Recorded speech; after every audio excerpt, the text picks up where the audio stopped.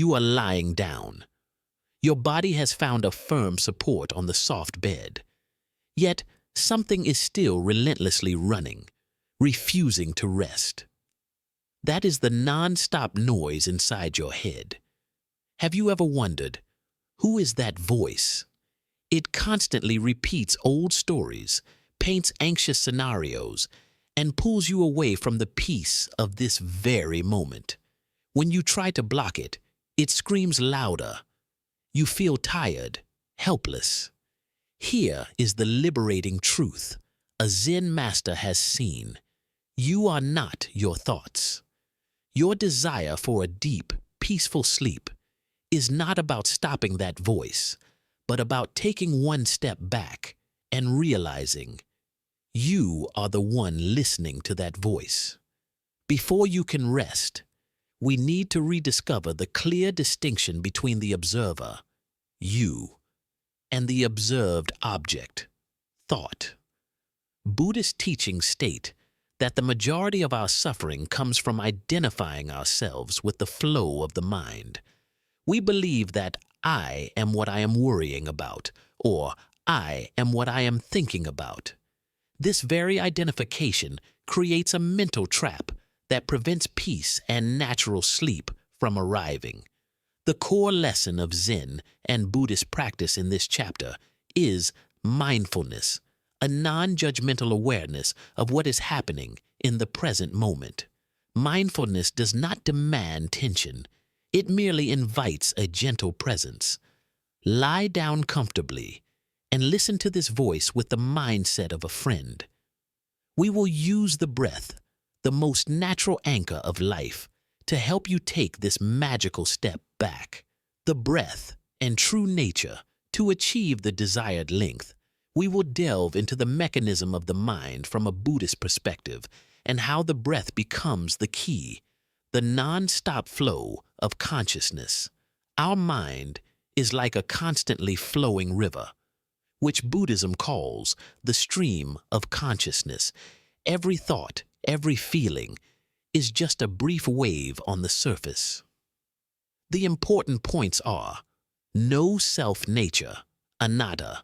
The wave is not the river itself, and the thought is not you. They are transient phenomena without independent substance. They come and go. When you realize this, thoughts lose their power to control. Mental proliferation, apanka. This is the mind's tendency to automatically amplify a small idea into a long story, a tragedy, or an action movie. This proliferation is precisely what keeps you tossing and turning. Mindfulness is the simple, gentle act of cutting off this proliferation right at its starting point, redefining thinking. For someone trying to sleep, thinking becomes the enemy. But the Zen master teaches, do not fight, no struggle. Every time you try to stop thinking, you are creating a new thought about stopping the thought. This is a vicious cycle. Mindfulness offers an alternative solution. Instead of blocking it, change your relationship with it. Thoughts as clouds in the sky. Lie still. Feel your breath moving in and out. And visualize your thoughts as clouds drifting across the sky of your mind. You are the vast, infinite sky, unaffected by the shape or speed of those clouds. The sky doesn't have to do anything for the clouds to pass. The breath, the bridge of mindfulness. The breath is the most excellent vehicle for practicing mindfulness. Because it is always taking place in the present moment, the breath is the gatekeeper. Each time the mind is carried away by a worrying story, use the breath as the password to return to the home of the present. The breath is the sutra. No need to chant sutras, no need to read books. Just feel the rising and falling of your abdomen or chest. Feel the cool air entering and the warm air leaving. Let the breath be the only mantra tonight. Natural, effortless quality. Breathing is not an action that requires effort. The very fact that you are lying still and listening is already a breath of surrender. Let the breath guide itself, becoming deeper, slower, gentler. To illustrate this lesson, please listen to an ancient Zen story. In ancient times, at a small temple high in the mountains, there was a Zen master named Venerable Undine, famous for his absolute stillness. He had a young disciple named Tam Tri, who was very diligent, but constantly struggled with his restless mind, especially during meditation nights. Tam Tri came to his master and lamented, "Master, my mind is like a wild horse. I try to tie it down, but it always struggles, dragging me everywhere. I cannot find peace." Venerable Undine smiled kindly, said nothing, and simply led Tam Tri out to the garden. In the garden, there was a real horse standing next to a post. The horse was tied with a very loose rope. Tam Tri said, "This horse is so calm. It is not like the horse in my mind." The Venerable replied, "The horse in this garden has been trained. When it was first brought here, it was also a wild horse. I did not tie it with a thick rope, nor did I use a whip. I simply loosened the reins." Tam Tri was surprised. "Loosen the reins? But how does it not run away?" Venerable Undine explained, "When a wild horse is tied too tightly, it will fight against the strength of the rope. It believes the rope is the enemy, and the tightness of the rope is the pain. But when I loosen the reins, the horse runs a short distance and realizes on its own that the rope is still there, but it no longer feels the resistance. It realizes that no matter where it runs, the rope follows. Eventually, it tires of the futile struggle and voluntarily stands still, voluntarily accepting the gentle bond." The Venerable turned to look at Tam Tri. "My child, your mind is the same. Thoughts are the wild horse. Trying to stop thoughts is tightening the reins. When you tighten them, the horse struggles more, creating tension and sleeplessness. Instead, loosen the reins. Do not try to control. Do not try to tie it down. Just gently notice, the horse thought is running. And then, gently, very gently, bring the reins back.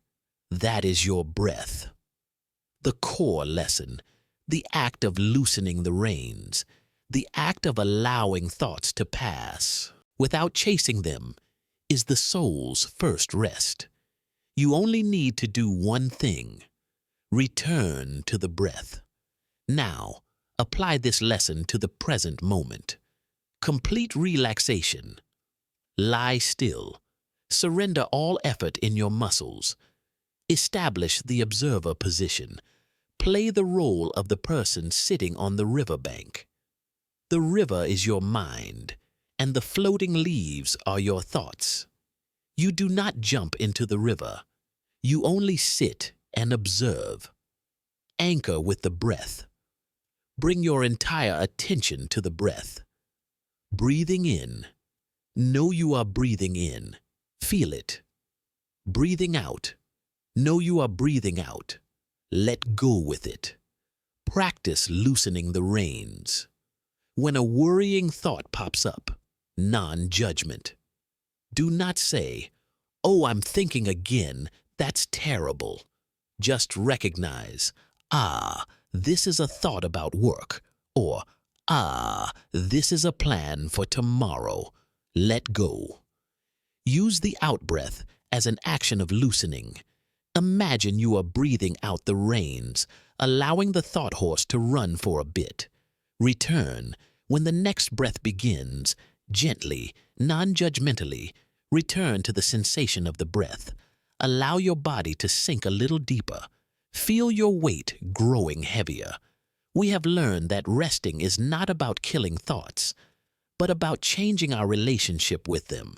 Now that you have established the position of the observer, the position of stillness, you are ready for the next lesson. Because once you let go of the tension of fighting thoughts, the next thing you must face is what you have been holding on to all day. Just keep breathing, relax, and let the gentle breath carry you through the door of peace. I will see you in the next chapter, where we will explore the truth of our own stubborn grasp. How light relinquishing feels, the doctrine of impermanence, and the liberation from afflictions. You have had a long day, and perhaps you are carrying some invisible burden to bed.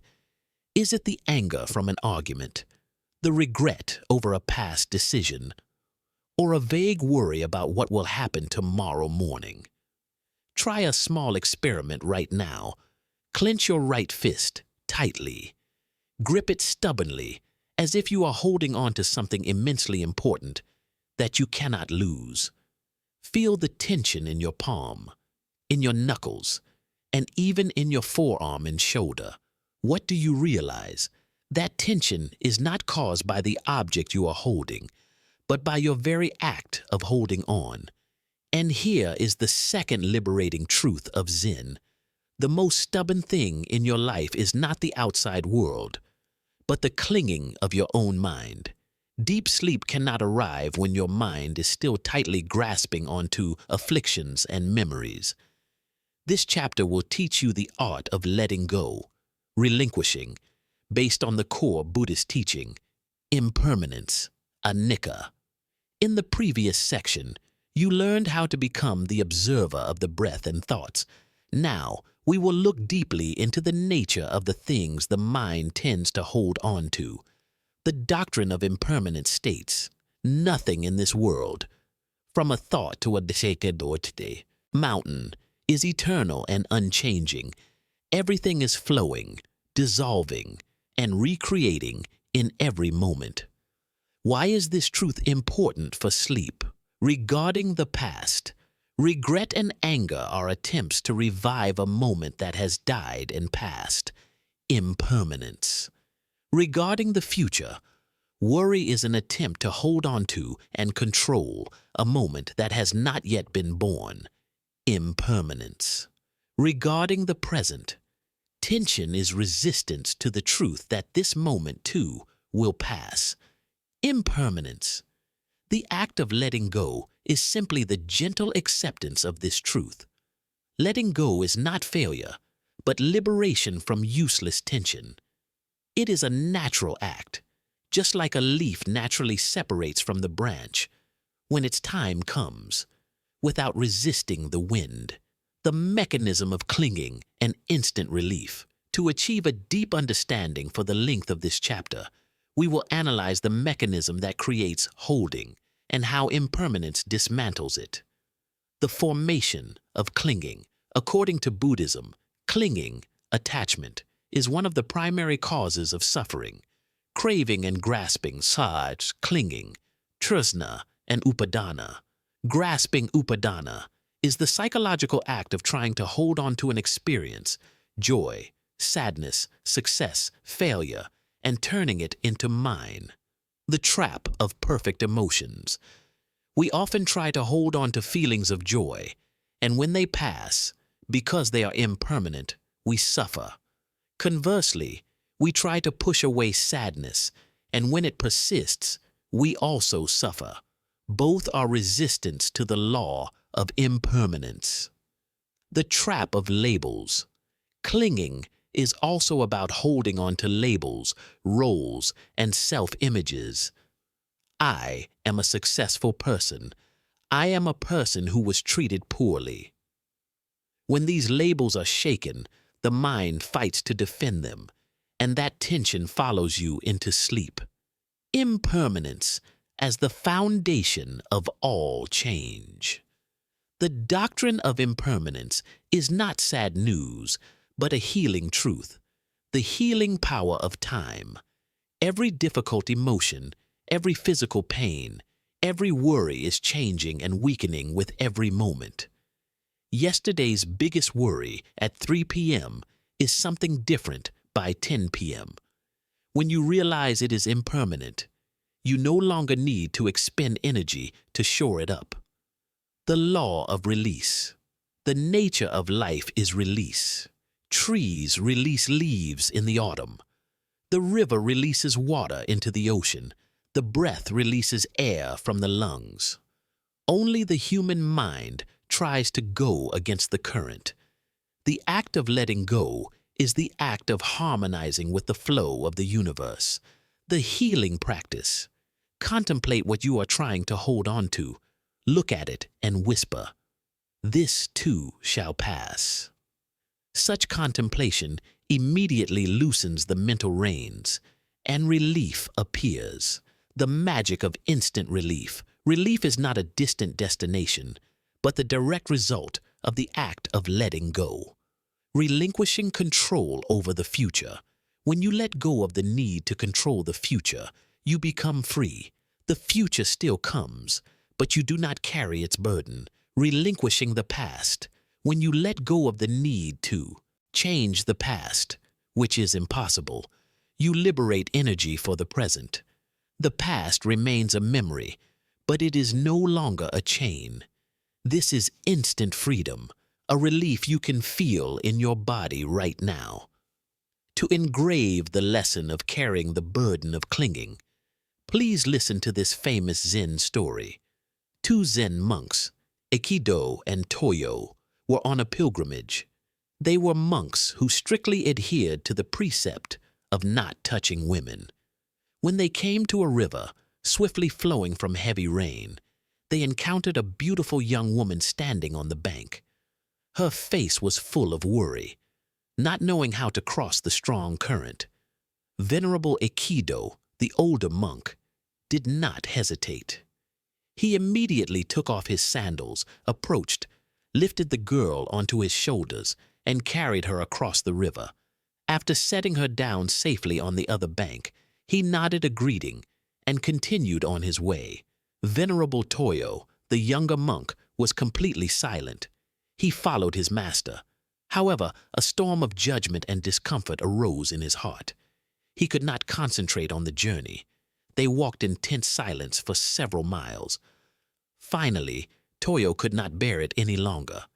He stopped and said in a distressed voice, "Master, we took a vow not to interact with women. Yet you carried that girl and bore her across the river. How could you do such a thing?" Venerable Aikido looked at his disciple, his expression completely serene, and smiled, saying, "Toyo, I put the girl down on the other side a long time ago. Are you still carrying her on your shoulders? Our afflictions, the burdens of the past, the stories we constantly replay, are like the girl Toyo was still carrying." Venerable Aikido practiced letting go right in the action. Toyo did not. Our sleep will not come until we stop trying to carry things that are no longer there. Now, let us practice letting go. Let this lesson soothe your nervous system. Identify the burden. Gently ask your mind, what is causing me tension tonight? Is it guilt, fear, the need to do something tomorrow? Contemplate impermanence. Inhale deeply. Exhale and quietly affirm, "This is impermanent. It will pass." The body's act of letting go. If your hands are clenched, slowly, very slowly, open them. Feel the small release in your palms. Imagine that all the day's afflictions are placed in your two open hands.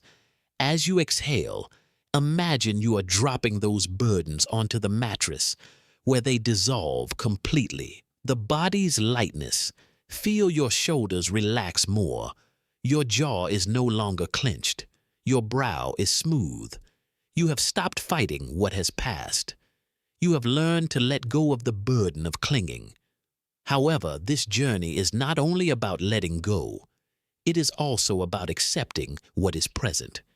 There are things in life, though impermanent, that are present right now, like a pain, an unchangeable truth. Resisting them creates a new layer of suffering. The next part will teach you how to accept what is by exploring the doctrine of the Shi. First noble truth, suffering, and the second arrow. We will learn how to turn acceptance into a peaceful action, leading you deeper into tranquility. Keep breathing, letting go of what you are holding. Feel the lightness of no longer carrying a burden. Excellent. Please continue your journey to restful sleep, listening and contemplating further. Peace is not the absence of waves. Resisting reality is the source of suffering. You have let go of the restless thoughts and the past burdens. However, on some nights, sleeplessness does not come from the past or the future, but from a silent resistance to the present moment itself. It might be outside noise. It might be a slight ache in the body. It might be the discomfort of not being able to sleep on your own terms. And here is the core question. Are you resisting what is? Every time you whisper in your head, "I don't want to feel this. This shouldn't be happening," or "I must sleep right now," you're shooting a second arrow into yourself. The liberating truth of this chapter is, peace is not the absence of problems, but the absence of resistance to the problems. The first teaching the Buddha gave was the truth of suffering, dukkha satya. Suffering is not only intense pain, but also a state of dissatisfaction, incompleteness, and underlying tension. In the context of seeking sleep, the truth of suffering manifests as resistance to reality. Resistance equals suffering. If you have a headache, the first truth, and you are annoyed, "Why do I have a headache? I hate this." The second resistance, you are creating a new layer of suffering for yourself. Acceptance equals the gateway. Acceptance, complete, non-judgmental, of what is happening does not mean you like it. Acceptance simply means you stop wasting energy fighting against what cannot be changed immediately. When you practice this acceptance, you are diffusing the tense energy that keeps you awake, opening the gateway to deep and natural rest. To understand why resistance is the deep source of suffering, we need to analyze the structure of suffering according to Buddhism. The first arrow and the second arrow. The Buddha used the analogy of two arrows to explain suffering. The first arrow, sensation. This is the unavoidable physical or mental pain of life. It could be sickness, loss, injury, or simply the discomfort of a tired body. This is what happens to you. The second arrow, reaction. These are the emotions and thoughts we create in response to the first arrow: anger, resentment, self-blame, excessive worry, or lamenting. Why me? This is what you do to yourself. The Zen master teaches that the first arrow is pain, but the second arrow is suffering. We cannot avoid the first arrow. Impermanence is always at work, but we can absolutely choose not to shoot the second arrow. Accepting powerlessness, trying to control the uncontrollable, is an act that generates extreme tension. Controlling sleep. A typical example is trying to control sleep. I must sleep now because I have an important meeting tomorrow. When sleep does not come, you become angry and anxious, the second arrow, and this pushes sleep further away. Accepting powerlessness. Acceptance is the act of telling yourself, I am having difficulty sleeping. This is the feeling of discomfort. I accept its presence in this moment. I do not need to do anything further. By simply letting go of trying to change reality, you release a huge amount of tense energy. Acceptance is not passivity. A clear distinction must be made. Acceptance is an intellectual act of harmonizing with what is, the present, helping you save energy to take effective action, the future, when the time is right. Acceptance is the basis for healthy change. Passivity is indifference, lack of concern, and surrender. When you accept that you are having trouble sleeping, you can switch to a more effective action, like breath meditation, instead of a counterproductive one, like angrily checking the clock. This story is recounted in the Buddha's discourses. A man was wounded by an arrow. The arrow was lodged in his flesh. He was in immense pain. However, after the first arrow was lodged, the man began to groan, weep, and torment himself. "Why was I shot? Who shot me? I should not have walked this path. I hate this pain." And so he shot himself with a second arrow, the arrow of anger, regret, and resistance. The Buddha asked his disciples, "How much pain does that man endure?" The disciples replied, "Lord, he endures the pain of the first arrow and the pain of the second arrow." The Buddha explained, "The ordinary person, when experiencing physical pain, suffers. They grieve, they lament, they resist it, and breed anxiety. This is like being struck by both arrows. But the well-instructed disciple, when experiencing physical pain, endures only the pain of that physical form. They do not grieve, do not lament, are not anxious about that pain. They accept the pain as the truth. That person is struck by only one arrow." The core lesson: life will shoot the first arrow at you. Unwanted circumstances, difficulties, impermanent events. The goal of acceptance is to learn how to receive the first arrow calmly, without adding the unnecessary suffering of the second arrow. Now, let us practice this art of acceptance. Identify the first arrow. Gently scan your body and mind. Is there any discomfort, any noise, any anxiety? That is the first arrow. Let go of the second arrow. Instead of saying, "I hate this," say, "I notice this discomfort. I accept its presence in this moment." Practice accepting sound. If there is noise, do not try to block it. Let it be heard, but do not make it your problem. Let sound be sound, and you be the observer. Sound comes, sound goes, impermanence. Practice accepting the fact. If you are awake, accept that fact. Tonight, I am awake. I accept this wakefulness, and I will use it to rest my mind instead of stressing. This act of acceptance is the act of peace. Feel a deeper relaxation in your muscles, especially around your eyes and shoulders. You are no longer fighting. You have made peace with this moment.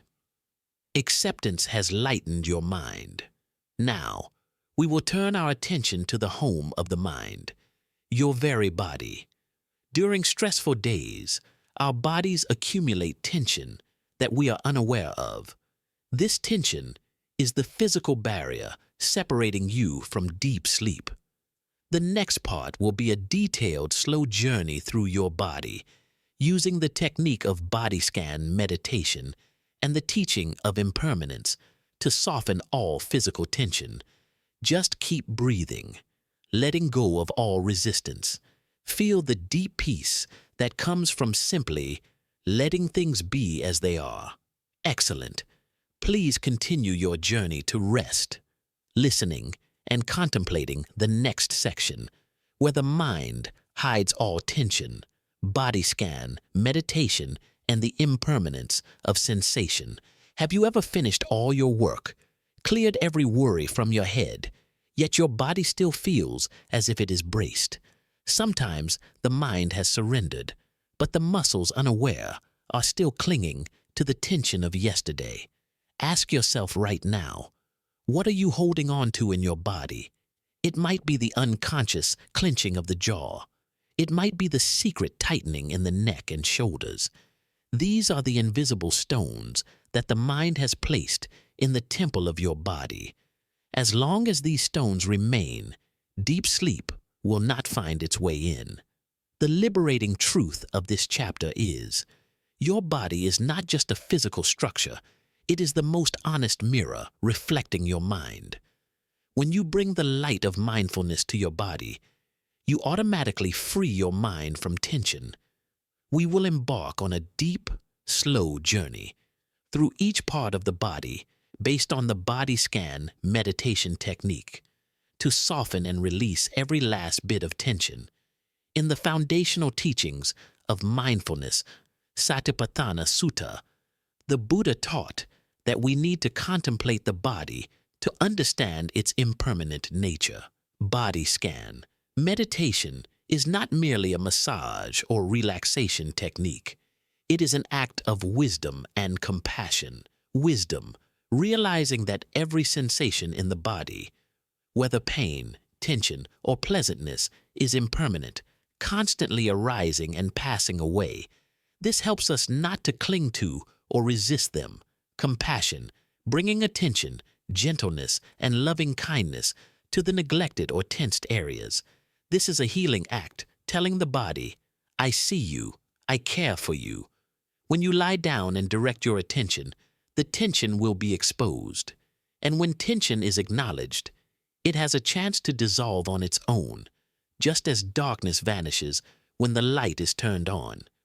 To achieve the depth of the chapter, we will analyze how the mind and body are linked in creating tension. The relationship between sensation and habit. According to Buddhism, all our experiences go through the phase of sensation, vedana, pleasant, unpleasant, or neutral. Unconscious reaction. When encountering an unpleasant sensation, e.g., shoulder pain from work, the mind reacts by unconsciously contracting and resisting. This repeated contraction forms habit energy, sankhara, deeply ingrained tension patterns in the muscles, keeping you in a state of fight or flight, even when lying in bed.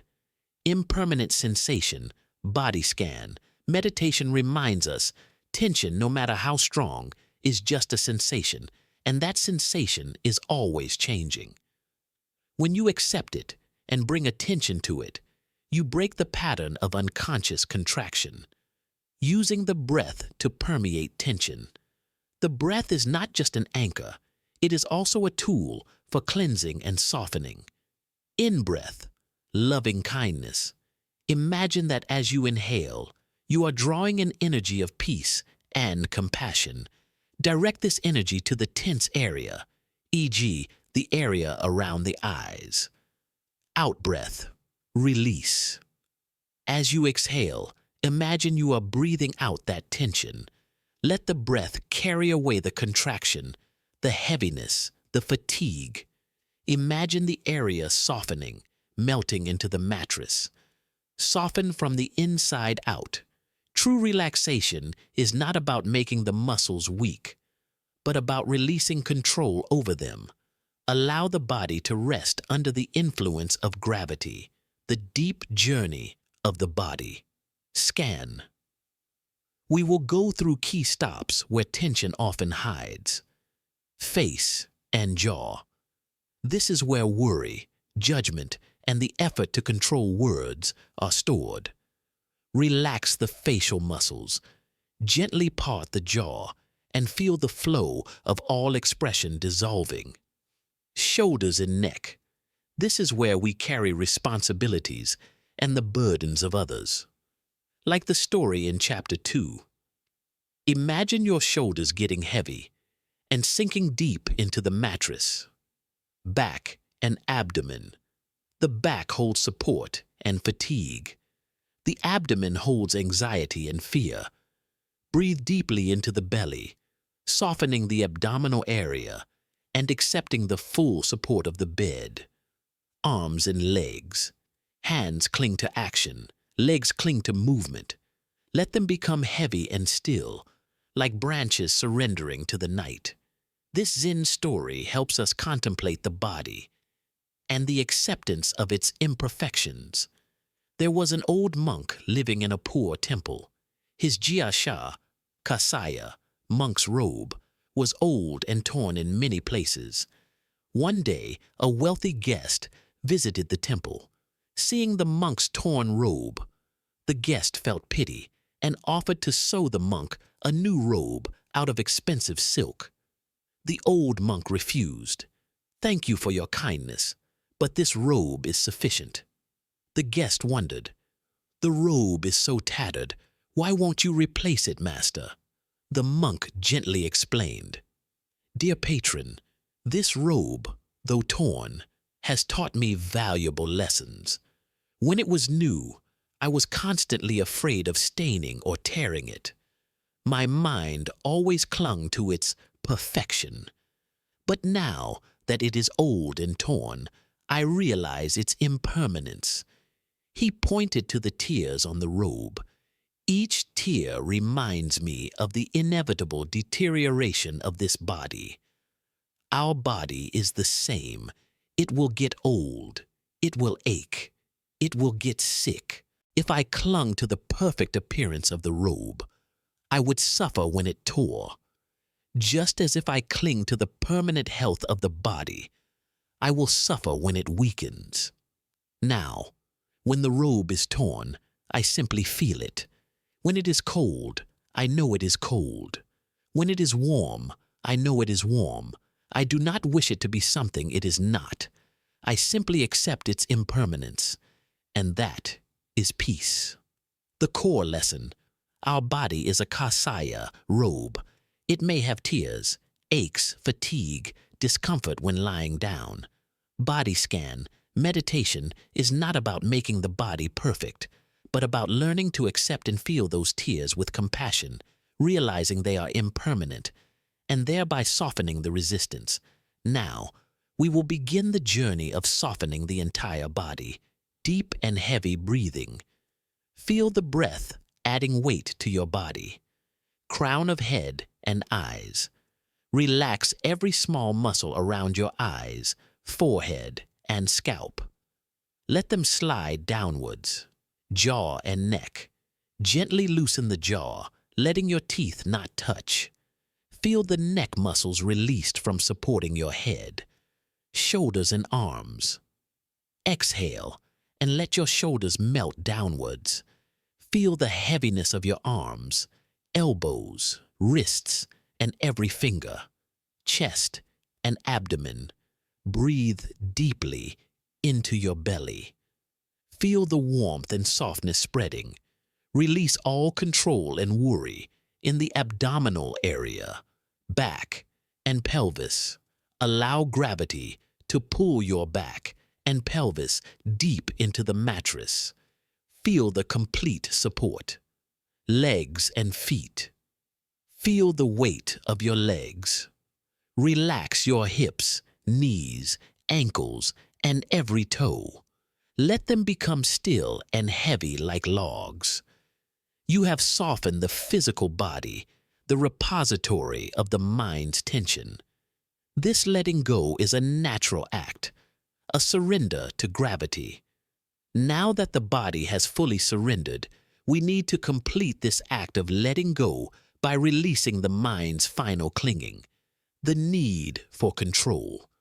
The next section will lead you to the lesson of releasing the reins and non-doing, Wu Wei, teaching you that you do not need to worry about tomorrow right now. This is the counterintuitive action that brings absolute peace. Just keep breathing, feeling the heaviness of your body sinking deeper. You are resting. Excellent. Please continue your journey to rest, listening and contemplating the next section. You do not need to worry about tomorrow right now. You have softened your mind. Let go of the burdens of the past. Accepted what is and relaxed your body. Even so, the mind still has a very strong invisible pull. That is the anxiety about tomorrow. Tomorrow morning, you have to wake up early. You need to complete an important task. You need to solve a problem. This need to control the future is an invisible thread tightening your mind, and it says, "You shall not sleep until everything is sorted out." But here is the liberating truth the Zen master has seen. You cannot solve tomorrow's problems by worrying about them tonight. Worrying about tomorrow does not help you prepare better. It only steals the energy you need to face tomorrow. This chapter will teach you the doctrine of non-doing, Wu Wei, action without clinging, and the art of releasing the reins of control. In the context of seeking sleep, non-doing is a revolutionary concept. Rest is not an action, but the absence of action. Non-doing in sleep. You cannot try to sleep. Sleep is a natural process, like a heartbeat or a flower blooming. Every conscious effort to sleep is action, doing, and hinders non-doing. Sleep, non-self in control, the need to control everything. Tomorrow, the actions of others, work outcomes, stems from the strong notion of a self, atta, that believes it is the center and must be responsible for everything. When you let go of the reins of control, you are practicing non-self, anatta. You realize you are only one part of the vast flow of dependent origination, paticca samuppada, and some things are beyond your purview. Only when you release the burden of this control can the mind truly rest. To achieve deep understanding, we will analyze how the mind generates future worry and how non-doing liberates it. The illusion of preparations. Worrying about tomorrow is often an illusion that if you think about a problem enough, you will solve it. Mental projection. The mind tends to project a negative scenario into the future, then tries to solve that scenario right now, in bed. This is a useless waste of energy, as the actual scenario of tomorrow is almost always different from what you projected. Fake action. Worrying is a fake mental action. It gives the false feeling that you are doing something to solve the problem, while in reality, you are depleting your best resource, rest and clarity, the best energy for tomorrow. The Zen master teaches that the best energy you can bring to tomorrow is clarity, which comes from a rested mind, unclouded by fatigue and tension, presence, the ability to react flexibly and effectively to what actually happens tomorrow, rather than what you anticipated to tonight. The act of non-doing is the act of putting faith in this truth. Deep sleep is the best preparation for every challenge. By letting go of the need to control and worry, you are accumulating wisdom and energy for the moment they are truly needed, transforming worry into intention. Instead of trying to control tomorrow's outcome, transform that worrying energy into a pure intention before sleep. Worry. I am afraid I will fail tomorrow. Sustaining tension. Intention. Mindfulness. I release all worries. I ask for deep and peaceful rest. When I wake up, I will have enough strength, clarity, and compassion to face all matters in the best possible way. Setting this intention is the highest act of non-doing. You have sown the seed, intention, and let the universe or the natural flow take care of the rest. Control. This Zen story illustrates absolute trust in the natural flow of life, non-doing. Two Zen monks, one old and one young, were traveling to a distant village. They had to cross an old wooden bridge over a large, swiftly flowing river. When they reached the middle of the bridge, the young monk suddenly stopped, his face full of fear. He looked down at the swirling water and said, "Master, this water is so fierce and strong. I am afraid it will sweep away the bridge and we will be submerged." The old monk did not stop. He walked calmly. Upon reaching the other bank, he turned back and looked at his disciple, still trembling in the middle of the bridge. "My son," the old monk said, "what are you doing? Why aren't you continuing to walk?" The young monk replied, "Master, I am standing here to check if the water will sweep away the bridge. If I see the bridge shaking, I will immediately turn back to the bank." The old monk gently shook his head. "You are foolish. You are standing in the middle of the bridge, trying to control a river flowing miles upstream and miles downstream. The water flows by its own law. The bridge stands by its own law. You do not need to do anything." He paused, looking straight into his disciples' eyes. "Your job is to cross the bridge. Your job is not to control the water. You must trust that, if the water sweeps away the bridge, no amount of worrying will save you. But if the bridge is strong enough, your worry will not make it stronger. Release control and just walk." The core lesson, the flow of life, tomorrow, the future, is the uncontrollable river. Worry is the useless act of trying to check the bridge's sturdiness when you should be using that energy to cross. The act of releasing the reins of control is the act of trusting the universe's law and the power of rest itself. Now, apply the lesson of non-doing to your sleep. Identify the reins. Recognize the last thing you are trying to control. "I must remember to do X," or "I must worry about Y." The act of releasing the reins. Exhale and quietly affirm, "I entrust this. I have done enough for today. I trust in the clarity of tomorrow." Practice non-doing. Stop all efforts to sleep. If you are awake, just be awake. If you feel sleepy, let it come naturally. Let your body and mind work without your conscious intervention. Focus on gravity. Feel your body being fully supported. Let gravity do its work, pulling you deeper into the mattress. You have learned that the most powerful action late at night is not effort, but absolute non-doing surrender. When you release the need for external control, your mind will find stillness. This stillness is not the silence of a graveyard, but a vibrant quietude. The next section will invite you to delve deeper into this stillness, discovering the inner cave of peace, where silence is no longer the absence of sound, but the language of the soul. We will use a famous Zen koan to penetrate this absolute stillness. Just keep breathing.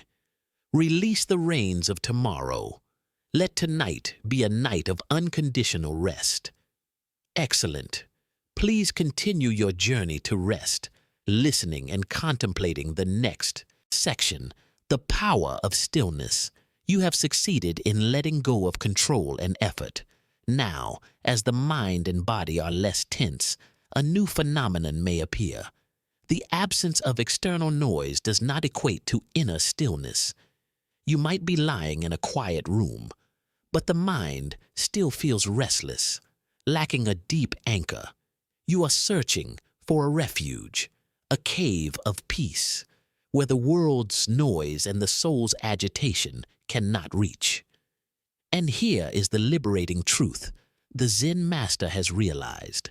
Stillness is not a required condition of the external environment. It is the inherent quality of your own soul. The quest for deep sleep is not about finding absolute external silence, as that is impossible, but about hearing the voice of stillness that lies beneath all thoughts and sounds. This chapter will lead you into the doctrine of concentration, samadhi, exploring the power and nature of inner quietude. Concentration, or sustained and alert focus, is one of the three pillars of the Noble Eightfold Path: morality, concentration, wisdom. In the context of sleep, concentration is the ability to anchor the mind to a single point, like the breath, to reach a state of profound calm, the ultimate quietude. The stillness we seek is not the absence of thought. It is a state of absolute equilibrium of the mind, where the agitation of thoughts no longer has the power to pull the mind away. The primordial mind, Buddhism teaches that the mind in its primordial state is pure, clear, and still, like an unrippled seed lake. Agitation, worry, thoughts, is merely the wind blowing over the surface. Stillness as foundation. When the mind achieves stillness, concentration, it generates deep relaxation for the nervous system, allowing the natural mechanism of sleep to operate unimpeded. We will learn how to let go of the need to hear or do something to find stillness and simply merge with it. To achieve an understanding of concentration, we need to analyze the difference between silence, the absence of sound, and stillness, a quality of the mind. The difference between external noise and internal agitation. External noise is physical sound, traffic noises. This is the first arrow. Internal agitation is the inner restlessness, the internal stirring of the mind, one of the 5 hindrances. This is the mind's reaction to noise or to silence. The untrained person often feels fear when falling into absolute silence, because then the internal noise, suppressed thoughts, becomes louder. True stillness is when you allow that internal noise to arise and then let go of reacting to it. Concentration and rapture, PT. In the higher levels of meditation, jhana, stillness leads to the arising of rapture and joy, sukha, subtle delight and peace, relinquishing distraction. When you anchor your mind to the breath, mindfulness, agitation diminishes. The absence of agitation is joy and peace. Finding this rapture and joy in stillness helps the nervous system transition into a state of profound rest, natural bliss.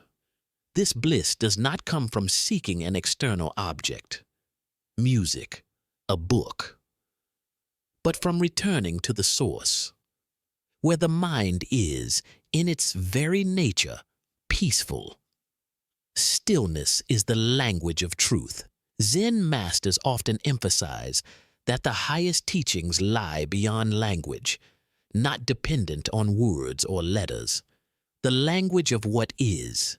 Stillness is the only language through which the soul can grasp the truth of impermanence and non-self. Wisdom arises. When agitation subsides, concentration is established, and wisdom automatically arises. This clarity will help you see the absurdity of the worries that keep you awake. Lying down in stillness is the most powerful act of meditation, where you commit the mind to its natural settling. To illustrate the search for stillness that transcends sound and thought, please listen to the following story. Zen master Hakuin Akaku was a great master of Japanese Zen Buddhism.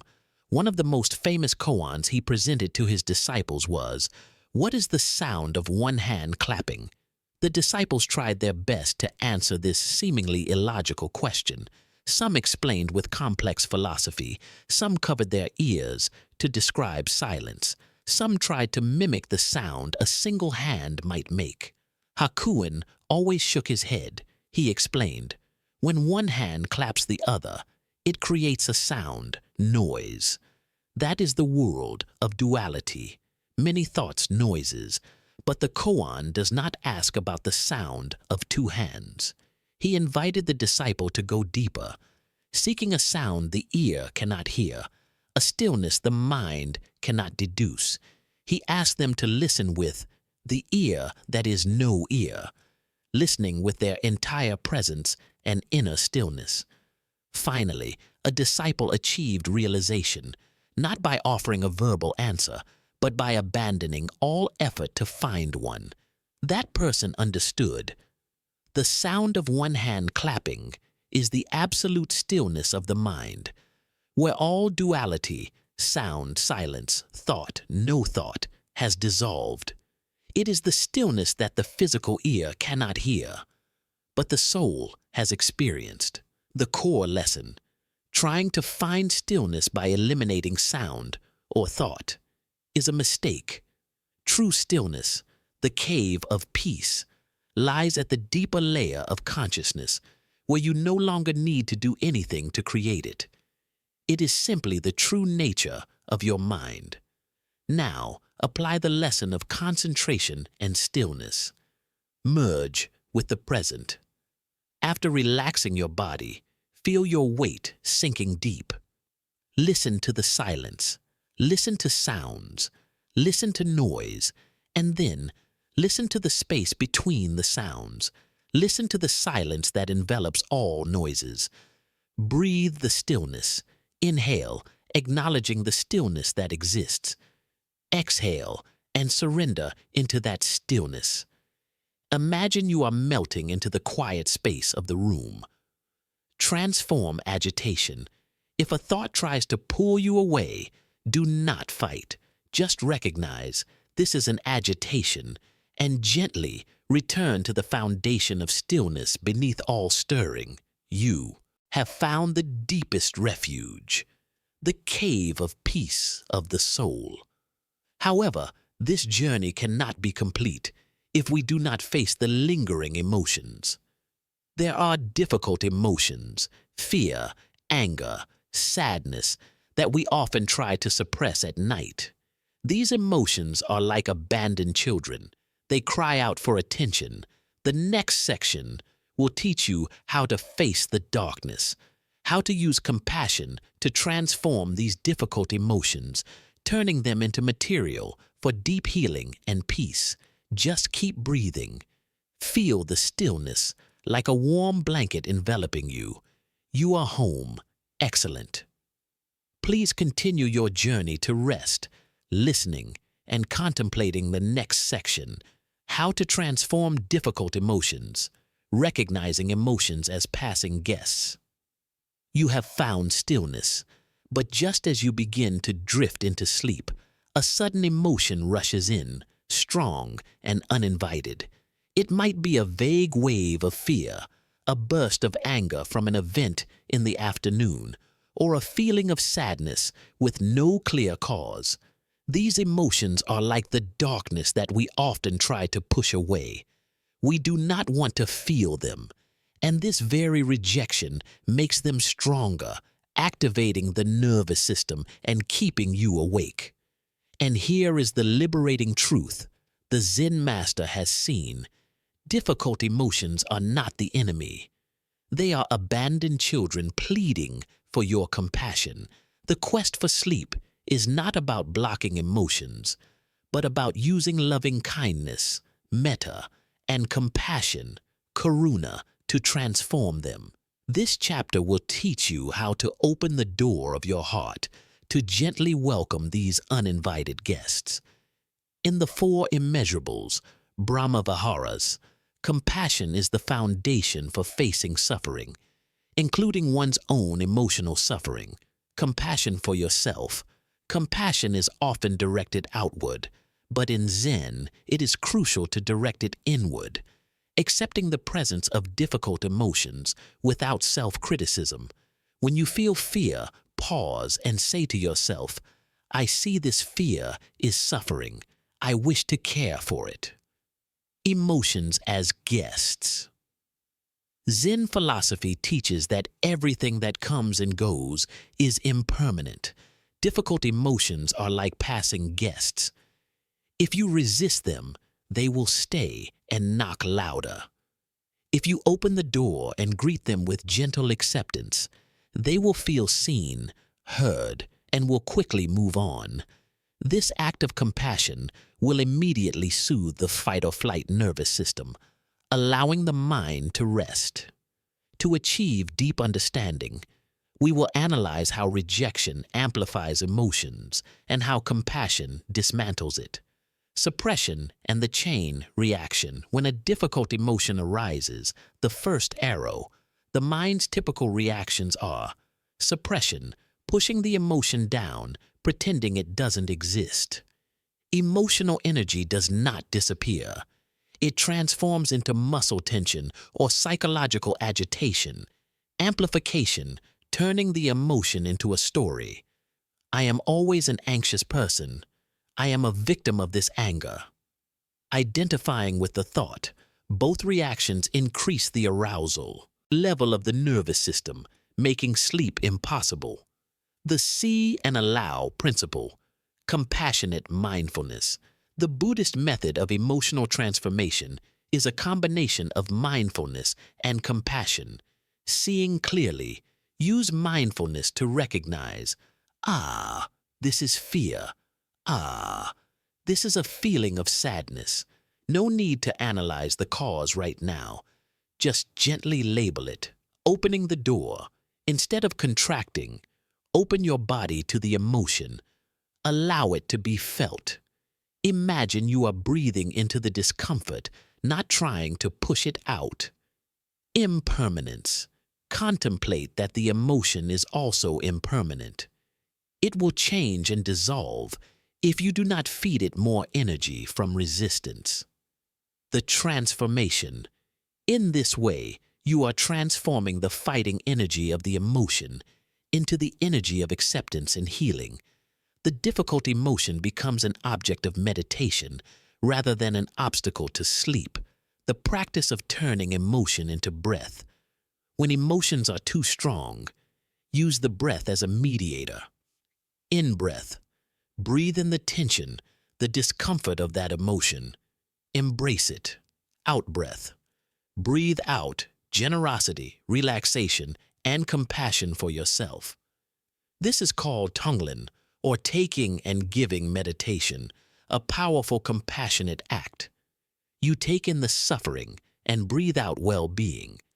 This story helps us understand that compassion's a courageous act of facing difficulty. An old Zen master lived in a small thatched hut by the sea.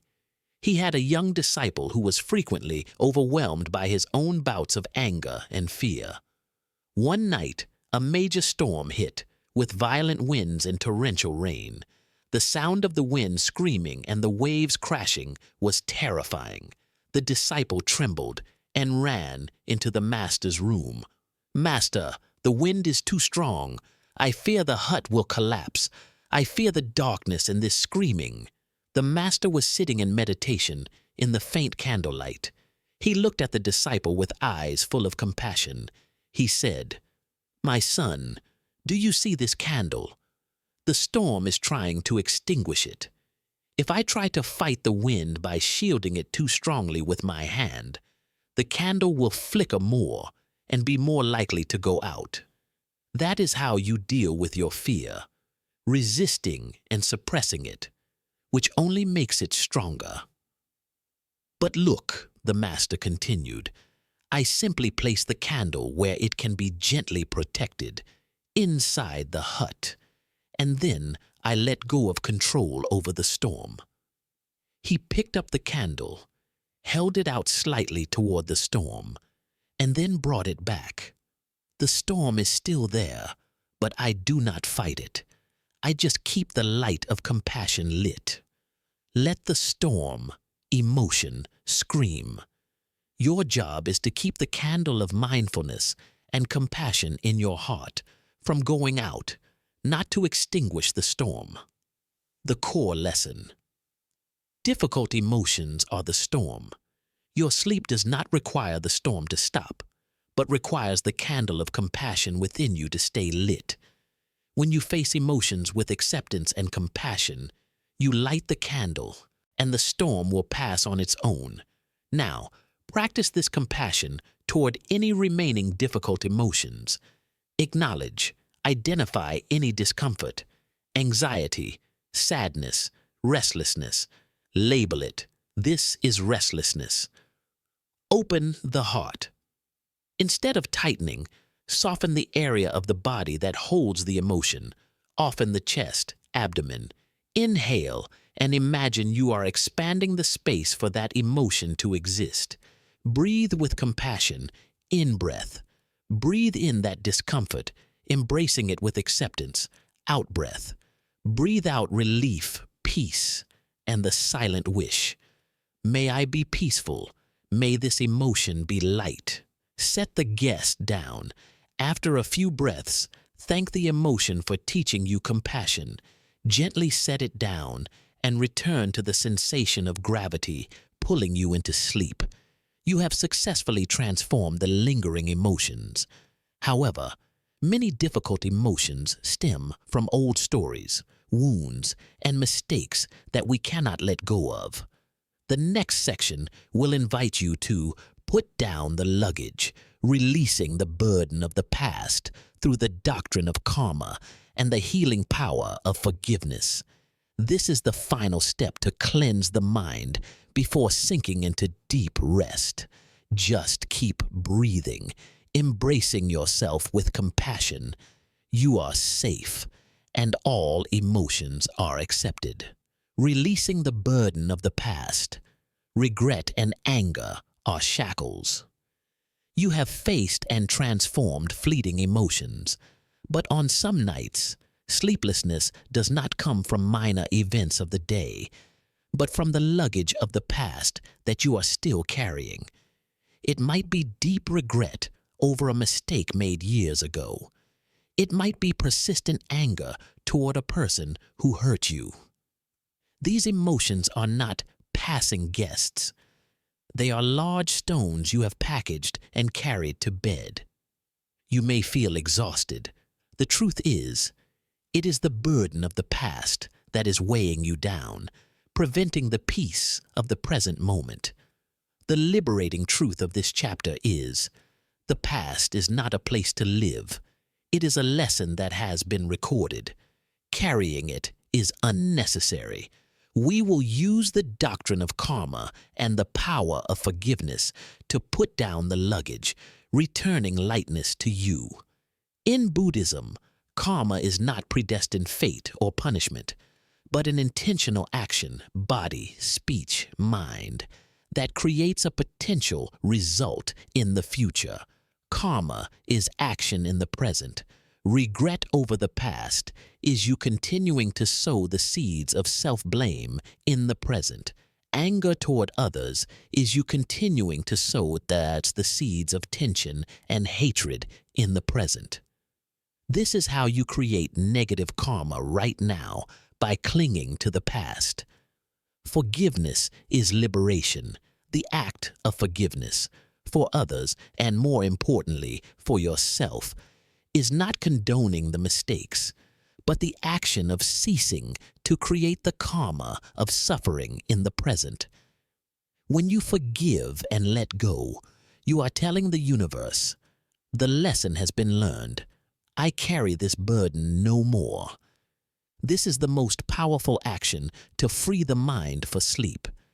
To achieve deep understanding, we will analyze how regret and anger maintain the mind's awake state. Regret and the cycle of re-suffering regret is a form of clinging to the past, craving and grasping. The illusion of change. Regret says, things should have been different.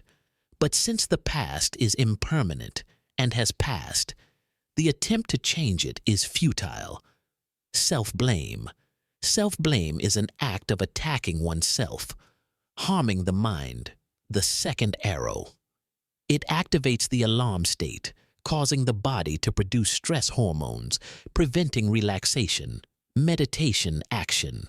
Realize that regret is just a script being replayed. By observing it like a cloud passing, mindfulness, you break this automatic cycle. Anger and drinking poison. Anger toward others is a form of negative clinging. Anger equals holding on. When you are angry, you are holding on to the image of the person who hurt you and the energy of that hurt. That person might be sleeping soundly, but you are the one enduring the tension. Spiritual poison. A famous Zen saying, holding on to anger is like grasping a hot coal with the intent of throwing it at someone else. You are the one who gets burned first. Forgiveness is the act of putting that hot coal down.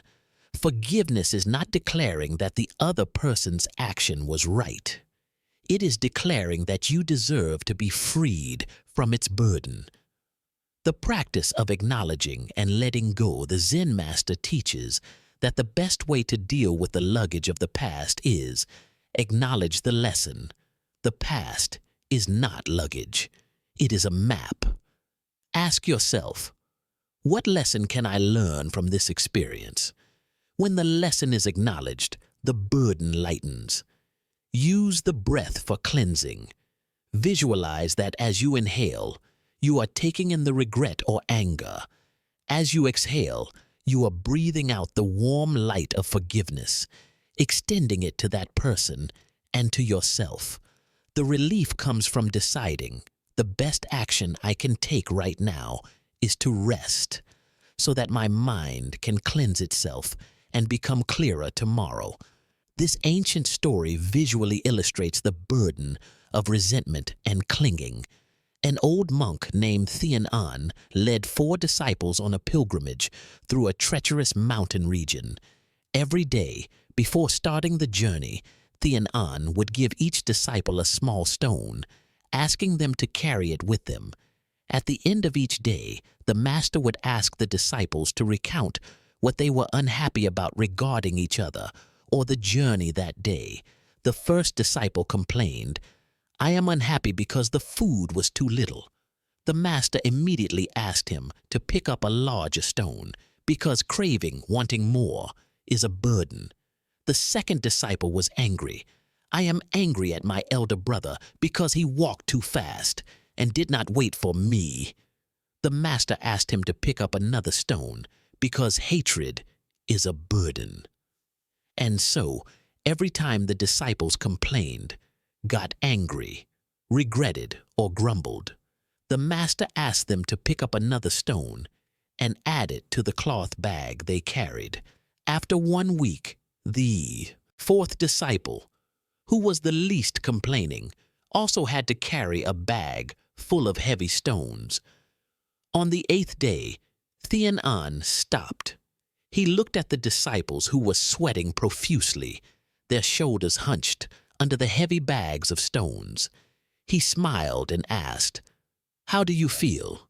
The disciples complained in unison, "Master, we cannot endure it anymore. This bag is too heavy, and we don't even know what we are carrying anymore." Thien An gently replied, "My children, these stones are the burdens of the past that you have been carrying. Every complaint, every moment of anger, every regret that you refused to let go of at the end of the day, I asked you to turn into a stone and carry." He continued, "You have been carrying these inanimate stones, but in your minds, you are carrying emotional burdens that are much heavier. Now is the time for you to put them down. Only by letting go completely can you walk lightly and find true rest." The core lesson: the luggage of the past is a self-chosen burden. Regret and anger are the stones you have added to your mental bag. How light is the act of letting go? Now, practice the act of letting go of these stones of the past. Put down the bag of stones. Imagine your bag of stones lying beside the bed. Contemplate regret. If there is regret, look at it, extract the lesson, then say, "I forgive myself for that lack of clarity. I am learning and growing." Contemplate anger. If there is anger towards someone, visualize that person in your mind and silently affirm, "I release you from my anger, and I release myself from the bondage of resentment." The physical act of release. As you exhale, imagine the entire weight of the past being released from your shoulders, back, and abdomen. Feel your body becoming lighter again, as if you have just set down an extremely heavy bag. You have let go of the past. You have cleared the mental space. Now, your mind is ready to return to the only true refuge, the present moment. The next section will guide you through the only gateway to return home to this moment, exploring the saving power of the present time, the final key to peaceful sleep. Just keep breathing, feeling the relief of no longer carrying a burden. The past is gone, and you have been liberated. The saving power of the present moment. Why tomorrow never comes. You have gone through 8 important steps. The mind is still, the body is relaxed, and the burdens of the past have been put down. However, there remains one final illusion holding you back. The belief that there is a better other place or other time. When you lie awake, the mind often whispers, "If only I could sleep, everything would be fine." Or, "If only tomorrow would come, everything would be resolved." You are trying to escape this very moment. And here is the liberating truth the Zen master has seen. Deep sleep is not a future event. It is an act of surrender that happens in the present. The present is the only gateway. We cannot live in the past, for it is dead, and we cannot live in the future, for it is yet to be born. We can only live and sleep right here, right now. This chapter will lead you into the singular doctrine of the present moment. According to Buddhism and spiritual teachings, time is merely a construct of the mind. There are 3 types of time. Past only exists as memory, thought. Future only exists as anticipation and worry, thought. Present is the moment without thought, where life truly happens. The saving moment. Only the present moment has the power to save. You cannot breathe in the past or the future. You can only breathe in the present. Similarly, you cannot sleep in the future. You can only surrender into sleep in this very moment. Tomorrow never comes. Contemplate this. When tomorrow arrives, it will again be a today. The mind constantly deceives you by painting a better future, but it never allows you to enjoy the present. The key is to merge completely with this moment. When this merging is absolute, the division between you and sleep dissolves. To achieve a deep understanding of this chapter, we will analyze how the mind uses time to cause suffering. The suffering of when, then. The mind often operates with the formula.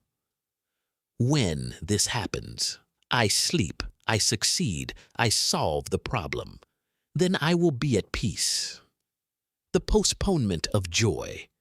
This when, then formula is a mechanism that sustains suffering because it always postpones peace to a time that never arrives. The future. The impermanence of the moment. Every moment is passing. When you say, "I will be peaceful when I sleep," you are wasting the peace that could be available right now, simply because you are resisting reality. Chapter 3. Meditation, action. Change the formula to, "I am peaceful while this is happening." Accept that peace can exist simultaneously with wakefulness. The present is life. According to Taoist and Zen teachings, true life only exists in the present. Spiritual death. Every time your mind is pulled into the past or future, a part of the life happening in the present is missed. This is a form of momentary spiritual death. All is present. Your entire body and universe only operate in the present. Your heart beats. Your blood flows. Your breath comes in and goes out. All are actions of the present. Returning to the present through the breath is not just a relaxation technique. It is the act of returning home to life itself. Absolute mindfulness. The goal of this chapter is to bring you into a state of stillness so profound that the mind no longer has space for the division of time. The gap. This is the brief moment of stillness between 2 thoughts. Between the in-breath and the out-breath. Between one sound and another. It is where the timeless resides. Merging. When you surrender completely to the sensation of the breath. The feeling of gravity, the warmth on your skin, body scan. You are merging with the present. There is no you and this moment, only a unified presence. This Zen story illustrates the truth that the most precious thing is not in the future, but in the present moment without desire. A disciple came to the Zen master and asked, "Master, I have meditated for many years. I know about impermanence, non-self, and karma, but I have not yet found eternal peace. What must I do to find it tomorrow?" The Zen master did not answer immediately. He gave the disciple a beautiful wooden box. Exquisitely carved, he said, "I entrust this box to you. Carry it with you for 3 days. Do not open it. Believe that the eternal peace you seek is stored within." The disciple was overjoyed. He carried the box to sleep, to eat, to meditate. But his mind could not rest. He constantly thought about the 4th day, when he could open the box and find peace. 3 days later, the disciple returned, his eyes dark with lack of sleep and anticipation. He respectfully offered the box. "Master, I have kept it. Please open it and grant me eternal peace." The Zen master smiled, took the box and gently turned it upside down. Nothing fell out. The disciple was astonished. "Why is there nothing?" Master said eternal peace was in there. The Zen master patiently explained, "My child, this box has no bottom, no clinging or desire. It retains nothing. The truth is, no eternal peace is stored in a particular place or at a particular time. Tomorrow.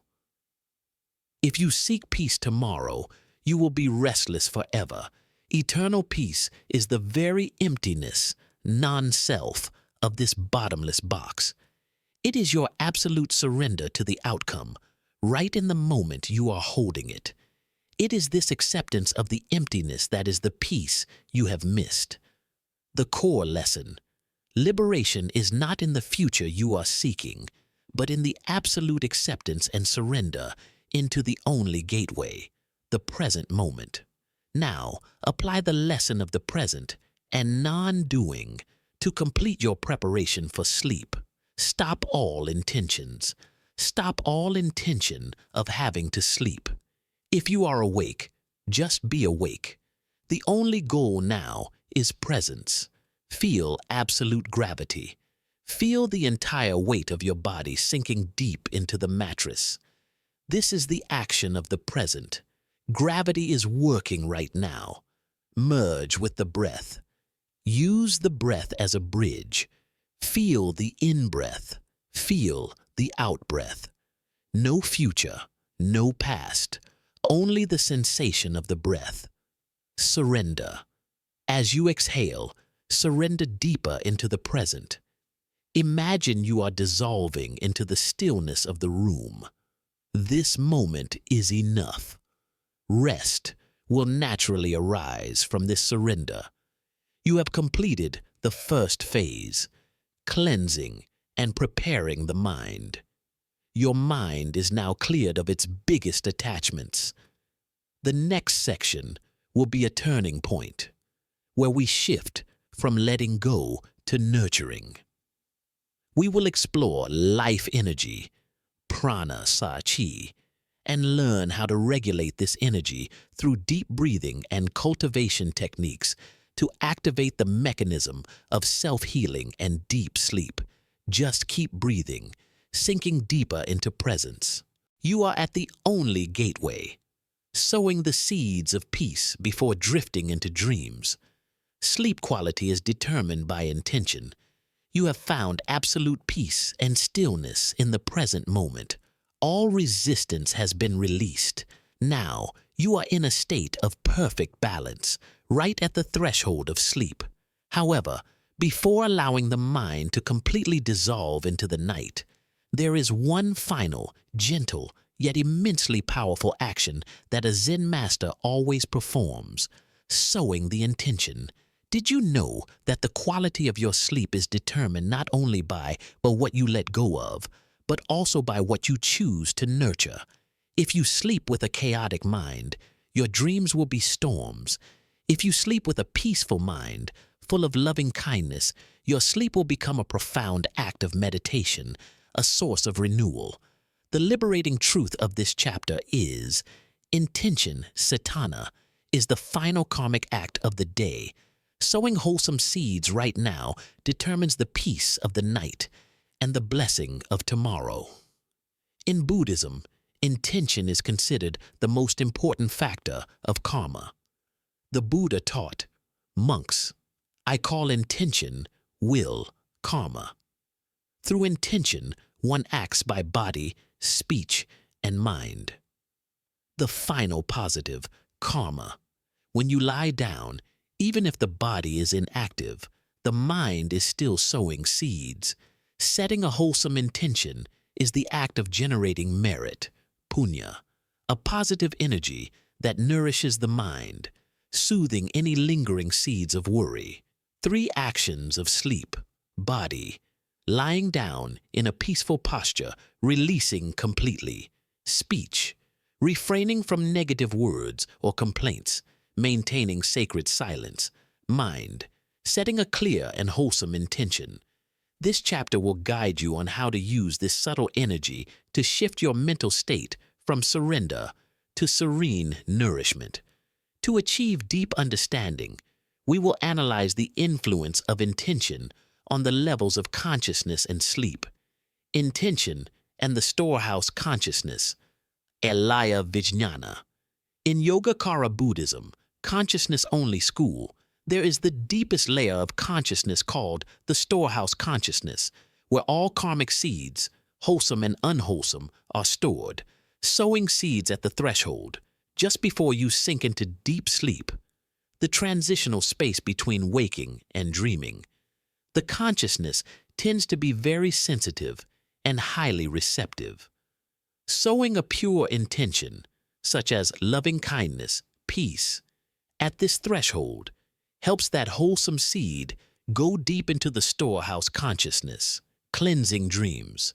The final intention of the day acts as a filter, helping to purify unwholesome content in dreams, guiding your dreams toward lightness and healing.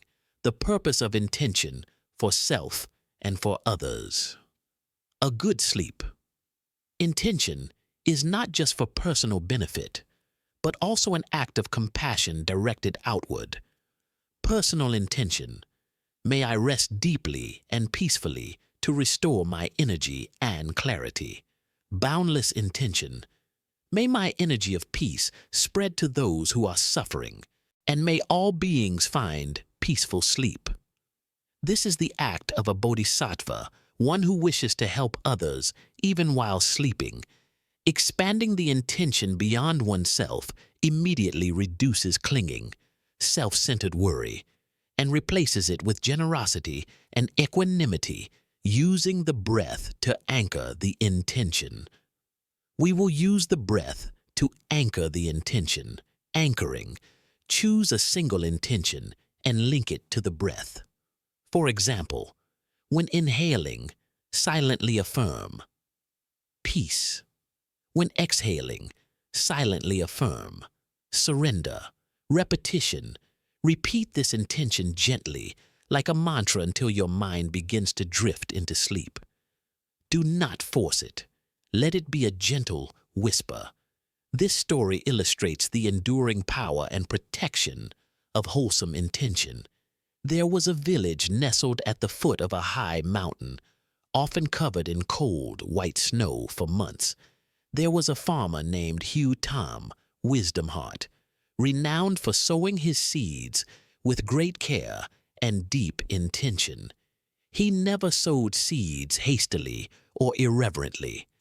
Before placing each seed into the earth, he held it in his hand and silently affirmed, "May this seed grow with compassion and nourish life."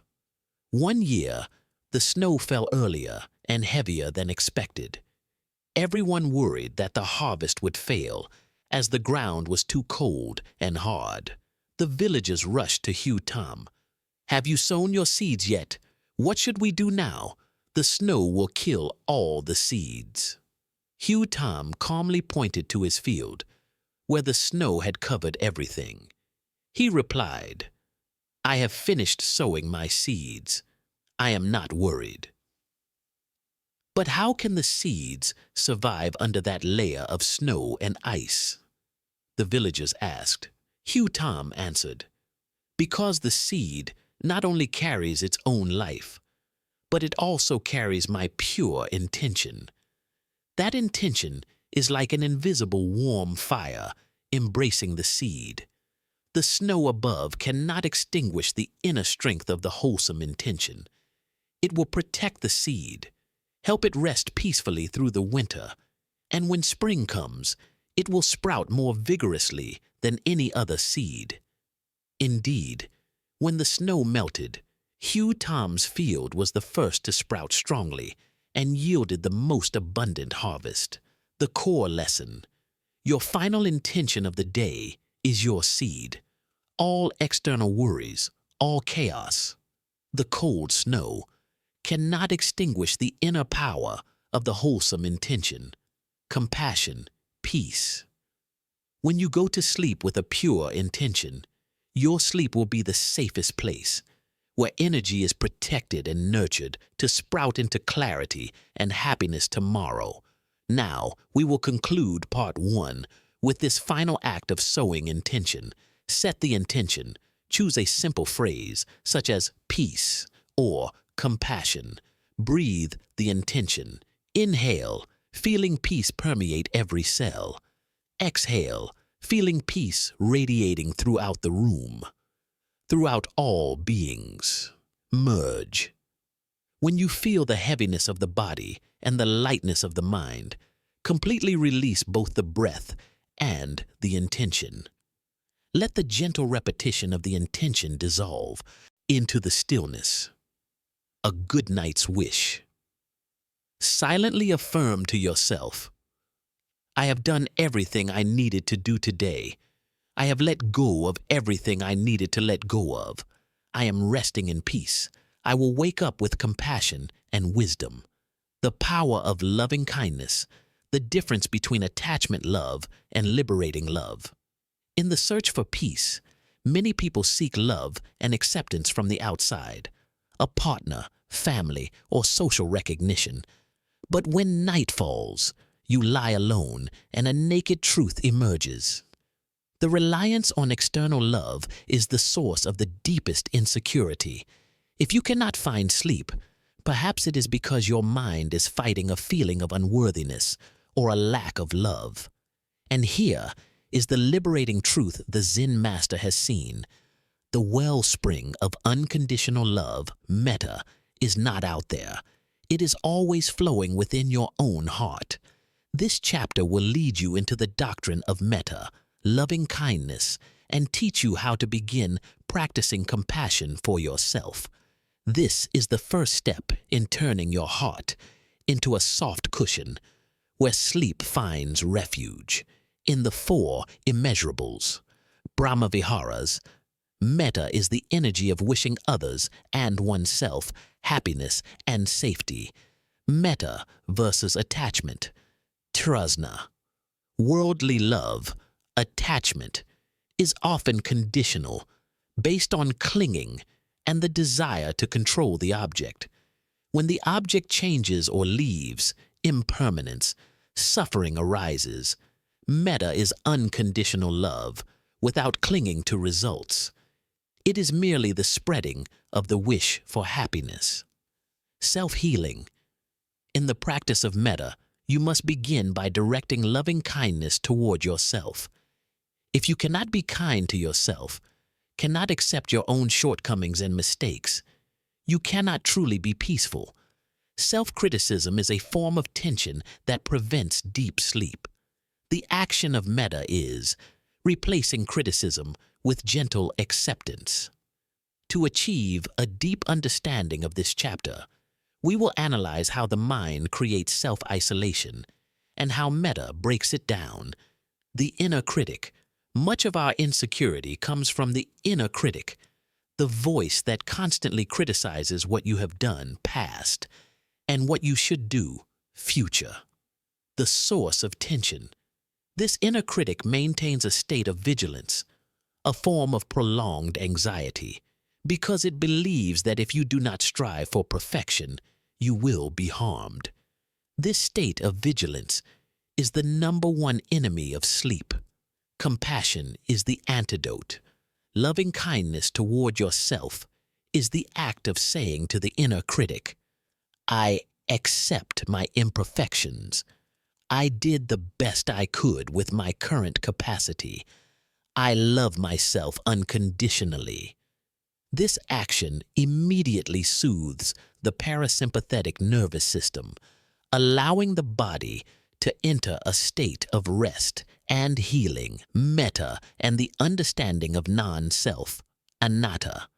When you practice metta, you are breaking down the illusion of a fixed, perfect self, releasing expectations. Attachment love demands that the self be perfect.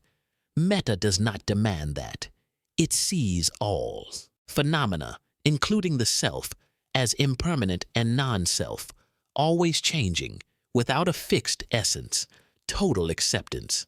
Metta embraces all aspects of the self, success and failure, light and shadow, health and fatigue. When you can accept this totality, inner struggle ceases. Practice right in bed. Lying down is a golden time to practice metta with yourself. Connect with the body. Direct loving kindness to areas of the body that are still tense or aching. Silently affirm, may this body be light. May this pain be healed. Connect with the breath. Use the breath as a stream of love. Inhale, receiving care for yourself. Exhale, extending acceptance for what you are feeling. This is the most powerful act of nourishment you can perform before sleep. This Zen story helps us view ourselves with unconditional compassion.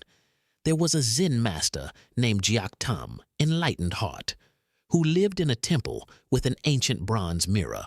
The master often spent hours polishing the mirror.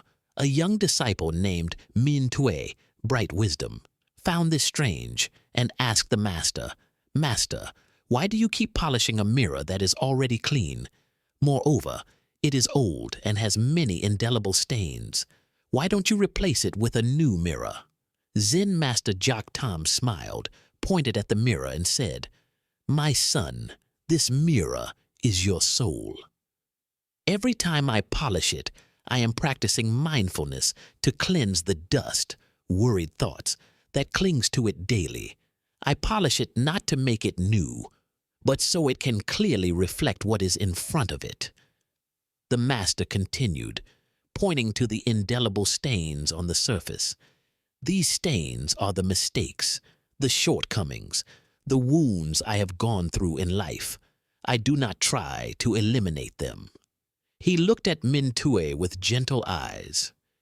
If I tried to replace this mirror with a new, perfect one, I would be rejecting my past and the truth of who I am. Unconditional love is not seeking perfection, but accepting imperfection. When I look into this mirror, I see a complete reflection. There is purity, cleanliness, and there are stains, lessons. And I love and accept it all. This is how you must love yourself. Look at yourself with compassion, accepting both the light and the shadow. The core lesson. Self-compassion is looking into the mirror of your soul and accepting your whole truth. When you can stop fighting and judging yourself, you will find deep rest. Now, practice this metta meditation with yourself. Establish a compassionate posture. Gently place one hand on your heart and the other on your abdomen, where worry is stored. Feel the warmth of your hands. Initiate compassionate phrases. Silently affirm or whisper the following phrases. feeling them as a blessing. May I be safe and free from danger. May I be healthy and strong. May I be peaceful and free from suffering. May I be happy and find rest. Deep breathing. Inhale, receiving that loving kindness into your heart. Exhale, radiating that loving kindness to every cell in your body. Release judgment. If the inner critic appears, simply recognize it and replace it with the phrase, I accept you, I love you. You have opened the wellspring of unconditional love within. Now that you are filled with loving kindness, it is time to extend this healing energy outward. The next section will be the extension of metta meditation to all beings. We will learn how to send this healing energy out while lying down, turning your sleep into a great act of compassion, deepening your own peace. Just keep breathing, embracing yourself with loving kindness. You deserve rest. Metta meditation for all beings. Liberation from the confines of the self. In the previous section, you created a wellspring of unconditional love and directed it toward yourself, healing the wounds of self-criticism. Now that you are filled with peace, it is time to open your spiritual embrace. Have you ever noticed that when you worry about others, you temporarily forget your own worries? The truth is, clinging to the self and personal problems is the greatest chain preventing liberation. The liberating truth of this chapter is, the greatest act of compassion is the act of releasing the attachment of the self. When you radiate metta to all beings, you are automatically freeing your mind from trivial constraints, and peace returns to you manifold stronger. This chapter will guide you through the practice of loving-kindness meditation, metta bhavana, turning your bed into a broadcasting center for healing energy, leading you into a sleep that is not only restful, but also profoundly meaningful. Metta meditation is part of the 4 immeasurables: Brahma Viharas, loving kindness, compassion, sympathetic joy, and equanimity. They are called immeasurables because they are practiced without limit or distinction. The confines of the self, the suffering of sleeplessness, is often isolated within the self. I cannot sleep, my problem, my worry. This isolation creates internal tension, breaking barriers. By extending metta outward, you realize that suffering is a universal experience. First noble truth. The act of sharing compassion helps break down the barrier between you and the world, making your mind vast and expansive like the sky.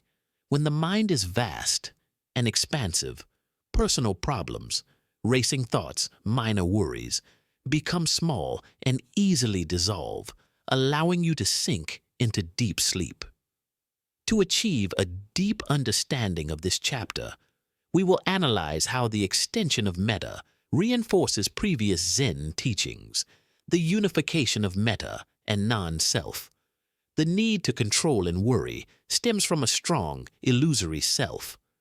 Dissolving the ego. When you direct metta toward neighbors, strangers, and even enemies, we will clarify in the practice section, you are temporarily forgetting the existence of the self and its problems. It is a temporary act of non-self. Contagious peace. The act of compassion is unconditional. You do not need to receive anything in return to feel peaceful. As soon as you emit metta energy, you have received the benefit, the peace that comes from the act of generosity.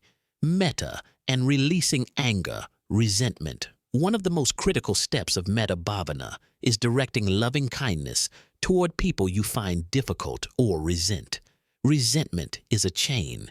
Anger is one of the hindrances that prevents sleep. The act of resentment requires continuous tension to maintain it. Metta is liberation from anger. When you practice metta toward an enemy, the person you are angry at, You do not have to like them. You only need to wish them freedom from their own suffering. This act immediately cuts the thread of tension between you and them, freeing your mind from the burden of resentment. Radiating this light helps you sleep deeper because you have cleared all the lingering negative energy in your mind. Structure of extended metta practice. Metta meditation is often practiced in 5 stages, but at night, we will use a concise structure. Self, loved ones, neutral person, someone you care little about, e.g., the delivery person, a quiet colleague. Difficult person, someone who caused you anger, worry, all beings radiating boundlessly. This story illustrates the act of radiating metta light and the self-healing that comes from helping others. In ancient times, a village was frequently raided by robbers. Every night, the villagers were terrified, lying awake, unable to sleep due to worry. In the village lived a blind old woman, alone. Every night, she would light a small lantern and hang it outside her house, near the main path. One night, a robber snuck into the village. He was drawn by the light of the lantern. Approaching, he saw the blind old woman sitting knitting next to the lantern.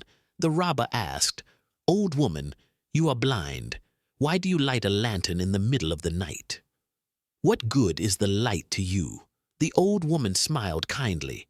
"My son, I light this lantern not so that I can see the way. I light it so that others passing by do not stumble in the dark. I know the people in this village are weighed down by fear. This lantern is my intention. May everyone be safe and peaceful. May those who are covered by darkness, like the robbers, find the light." The robber, upon hearing this, felt an unusual sense of relief and shame. He understood that the old woman had broken the barrier of fear, Chapter 7, by practicing unconditional compassion, not just for the villagers, but even for her enemies, himself. The light of metta had touched his soul. That very night, the robber repented and returned what he had stolen. From then on, the village lived in peace. The blind old woman was the best sleeper in the village because she had completely freed herself from fear, replacing it with the vastness of compassion. The core lesson: the compassion you radiate to the world will return to protect your sleep. The more you open your heart, the less your mind is bound by personal fears. Now, let your bed become the broadcast center for the light of metta. Start with yourself. Inhale deeply, exhale, repeat. May I be peaceful, may I find rest. Loved ones, expansion. Imagine someone you love deeply lying next to you. Direct the energy from your heart, where your hand is placed, to them.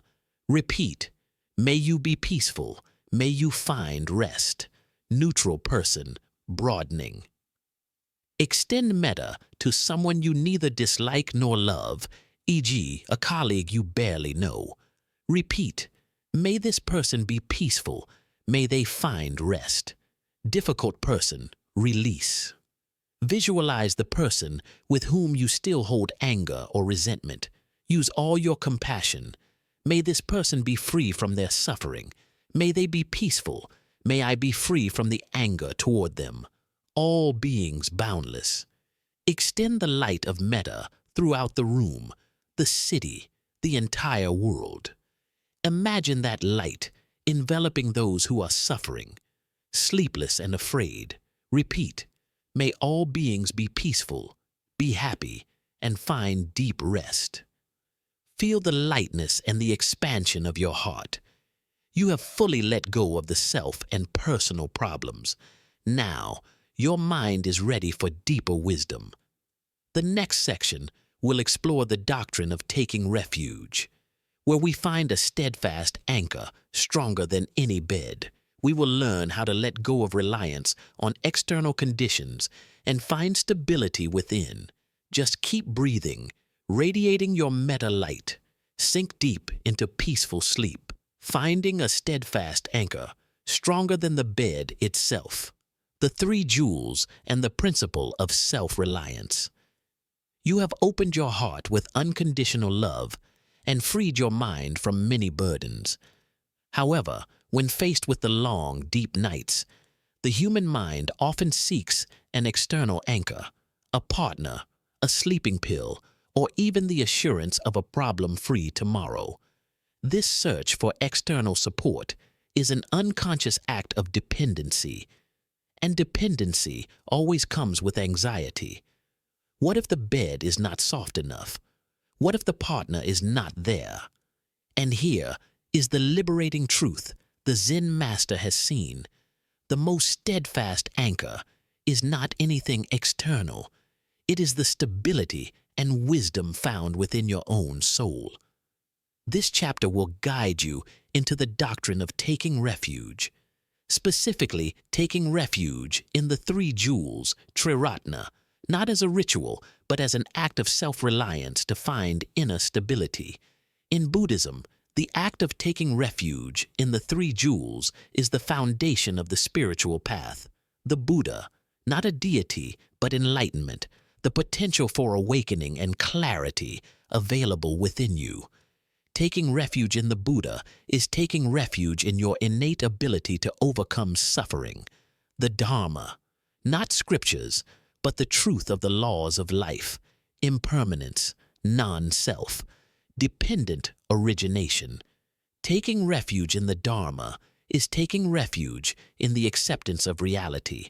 The Sangha, not the monastic community, but the community of the awake, all those practicing mindfulness, and more broadly, the harmonious unity of all aspects of your being, body, speech, mind.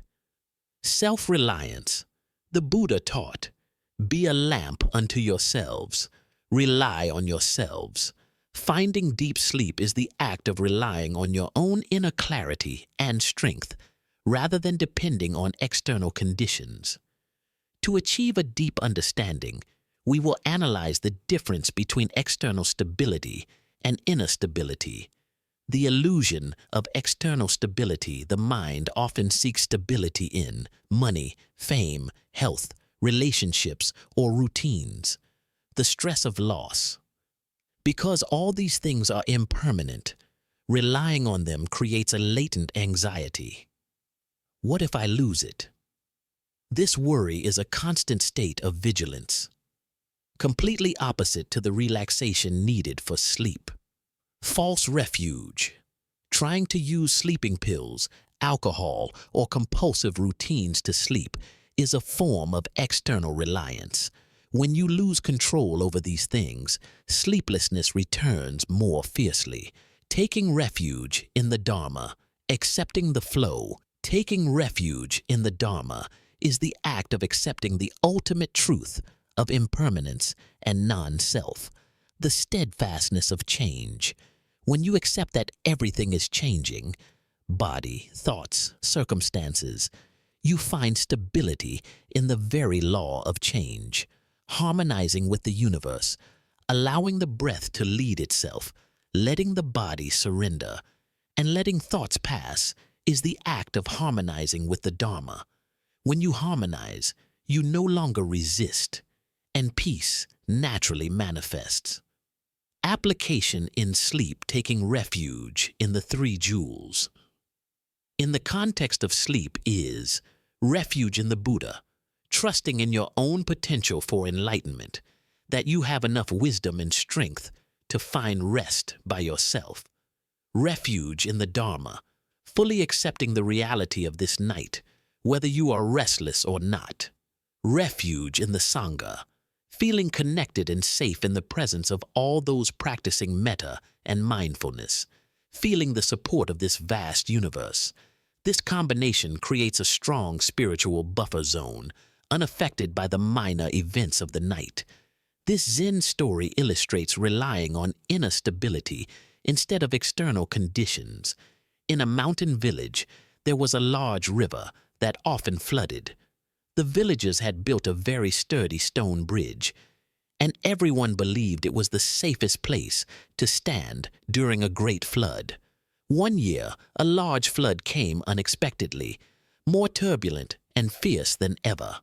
Hundreds of people frantically ran onto the stone bridge, clinging to the railings, believing the bridge would save them.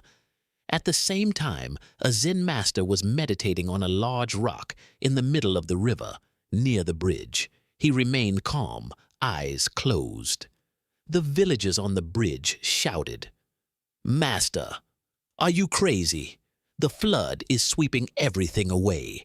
Run onto the bridge. This is the only safe place." Zen Master Jak Han, enlightened practice, opened his eyes, looked at the swirling water, and smiled. "You are relying on an impermanent object, the bridge, built by humans, and you worry about whether it will hold. But I do not rely on the bridge." He pointed to the rock he was sitting on. "This rock has been here for millions of years, and I do not rely on it." He pointed to himself. "I am relying on the stability of my mind, the Buddha, relying on the law of the flowing water, the Dharma, and relying on surrender, the Sangha. Your bridge may be swept away by the flood, but my inner stability never will. Peace is nowhere else but in the acceptance of this moment." The core lesson: the stone bridge is the external assurance we seek: job, money, health. The rock is our body and circumstances. True refuge is trusting the self-reliance of the soul, the Buddha, and the truth of life, the Dharma. This is the only stability that can guide you into deep sleep. Now, practice the act of finding this inner stability. Feel gravity, refuge in Dharma. Feel gravity pulling your body down, and the mattress supporting you. This is an unchanging physical law. Fully entrust yourself to the truth of gravity. Recollection of the Buddha. Close your eyes and silently affirm, "I take refuge in my own enlightenment," trusting your ability to find peace. Recollection of the Dharma.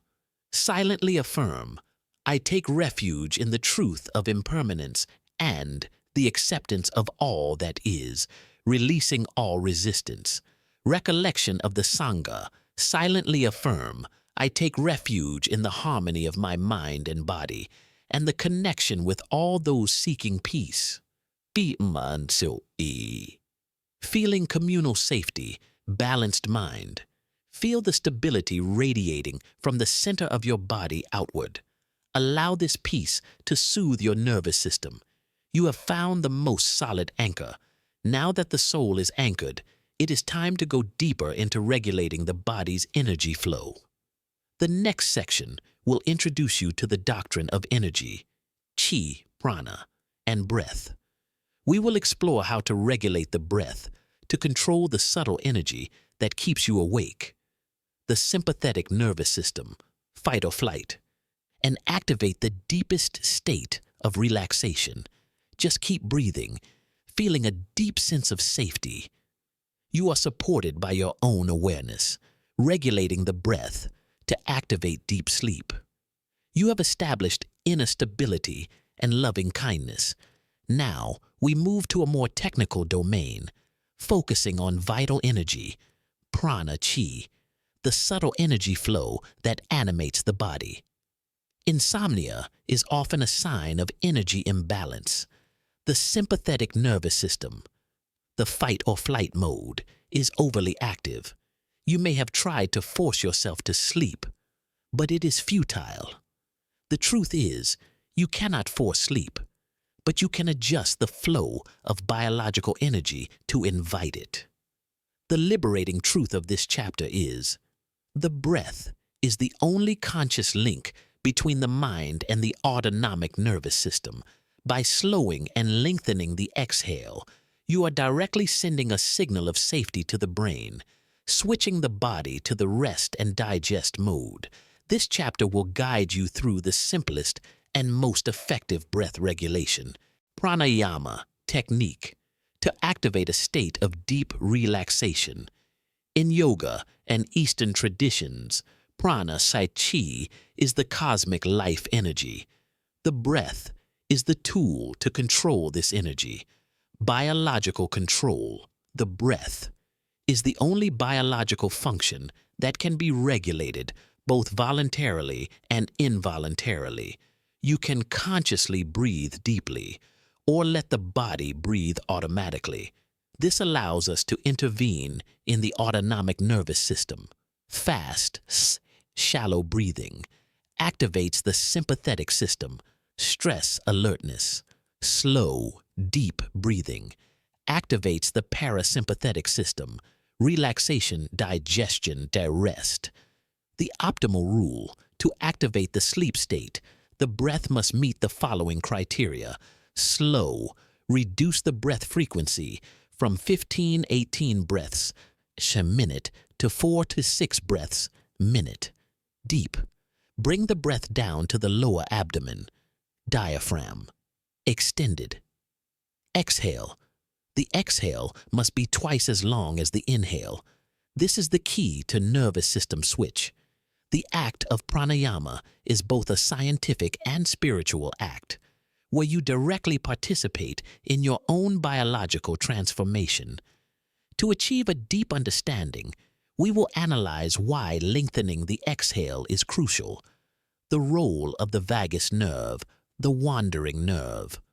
The vagus nerve is the longest nerve in the body, connecting the brain to vital organs, heart, lungs, stomach. It is the main bridge for the parasympathetic system. Vagus activation, slowing the heart rate and reducing tension, is the function of the vagus. When you lengthen the exhale, you are stretching the diaphragm and activating the vagus, sending a clear signal to the brain. Danger has passed. It is time to rest. Heart rate reduction, slow and deep breathing immediately reduces the heart rate, lowers blood pressure, and decreases the production of cortisol, the stress hormone. This is a biological state shift without the need for medication, the modified box breathing technique for sleep. While there are many pranayama techniques, the 4 to 7-8 breath, or its variation, is considered the most powerful for sleep. Inhale, 4 nuances, receiving the energy of peace. Chapter 10. Hold, 7 seconds, allowing oxygen diffusion and anchoring the mind. Concentration, Chapter 6. Exhale, 8 seconds. The act of surrender, Chapter 2, and vagus activation, the 1-2 ratio. Exhale twice as long as the inhale is the golden rule. The unification of metta and prana. We can combine the intention, Chapter 10, with this breathing technique to amplify the healing effect. Inhale, 1-4, silently affirm, I receive life and peace. Exhale, 1-8, silently affirm, I release all tension and worry. By regulating this flow of qigong prana, you are controlling the biological state, allowing the mind and body to enter the deepest relaxation. This story illustrates how the breath is the key to releasing trapped energy. A certain king kept a rare canary in a golden cage. Despite the beautiful cage, the canary was always sorrowful and never sang. A Zen master visited the palace. The king complained, "Master, this bird has everything it needs, a golden cage, delicious food, but it is never happy and never sings." Zen master Quan, enlightened insight, looked at the bird and said, "The bird's soul is imprisoned, Your Majesty. Even though the cage is gold, its energy is trapped. The king asked, "Then how can I release its energy without opening the cage?" The master told the king to lie down, close his eyes. Then he guided the king through a simple breathing exercise. Inhale gently and deeply, then exhale very slowly and long, extending it to the maximum. The king followed.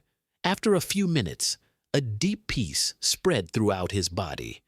The master explained, "Your Majesty, the canary in the cage is Your Majesty's life energy, prana. The golden cage is the shackles of tension that Your Majesty creates for himself, worry, control. When Your Majesty breathes fast and shallowly, Your Majesty tightens the cage. But when Your Majesty extends the exhale, Your Majesty expands the cage, allowing prana to be released from tension, and it automatically becomes free. Your Majesty does not need to try to rest. Your Majesty only needs to regulate the breath to release the trapped energy." The core lesson: tense energy, trapped prana, will keep you awake. By slowing and lengthening the exhale, you are opening the cage door, freeing that energy and allowing natural rest to come. Now, practice this powerful pranayama technique to switch your nervous system. Diaphragm position. Gently place one hand on your lower abdomen, navel, the other on your chest. Inhale, feeling the abdomen rise, not the chest. Sound activation. Exhale. Exhale through the mouth with a gentle whoosh sound, like wind escaping a flute. This helps activate the vagus. Repetition, 4 cycles. Keep to this breathing cycle. Exhale completely. Preparation. Inhale. Silently count 1 to 4 through the nose. Hold. Silently count 1 to 7. Exhale. Silently count 1 to 8 through the mouth, making a gentle whoosh. Repeat 4 times. After 4 cycles, let the breath return to its natural state. You have fully regulated the biological energy flow. Deep relaxation has been activated. The next section will combine all these elements into one comprehensive technique. Flowing Vipassana meditation.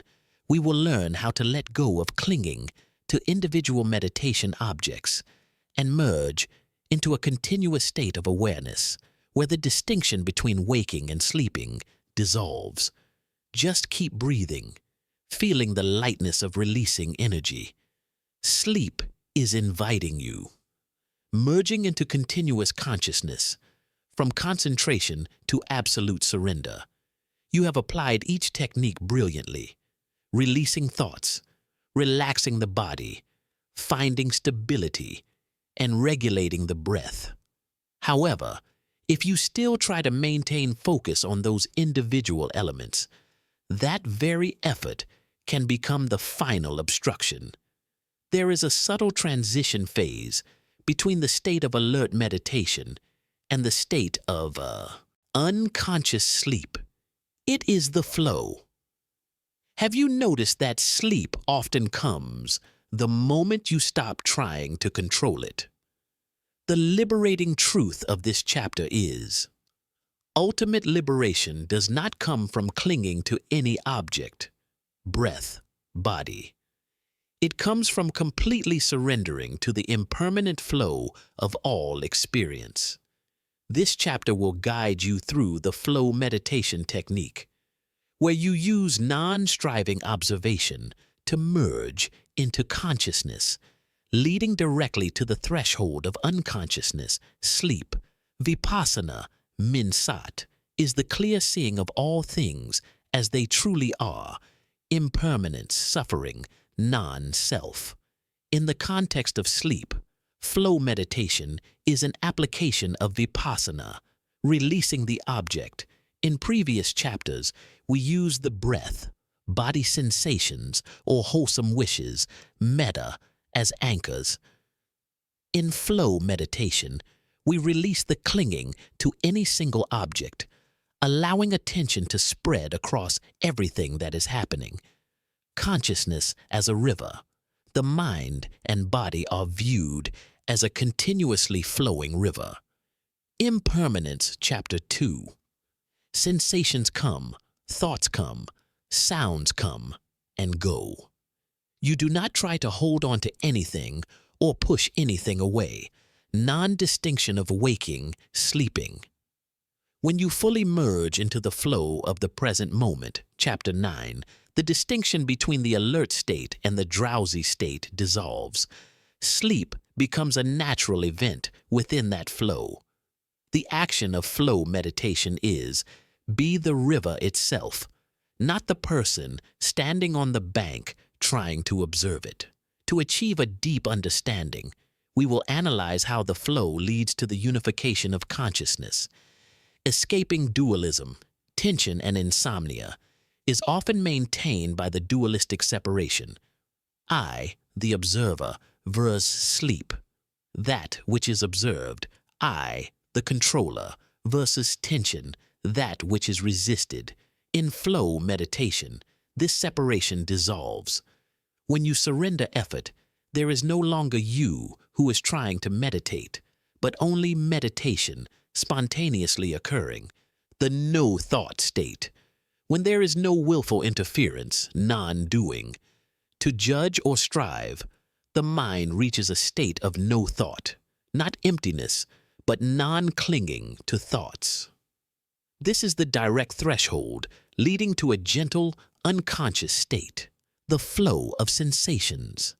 The mind often jumps from one sensation to another, creating agitation. Chapter 6. Flow meditation is the act of observing the continuity of sensation. Catching the flow. You observe not just the breath, a single anchor, but also the changes in light beneath the eyelids, sound, the arising and passing away of noise, sensation, warmth, heaviness, tingling, continuity, and impermanence.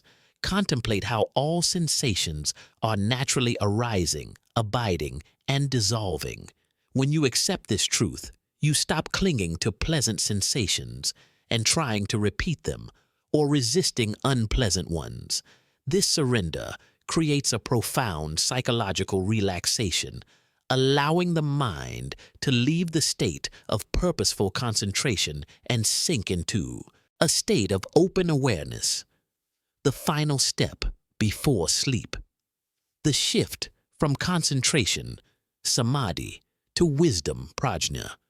You achieved concentration, focus, in earlier chapters. Now you shift to wisdom, prajna.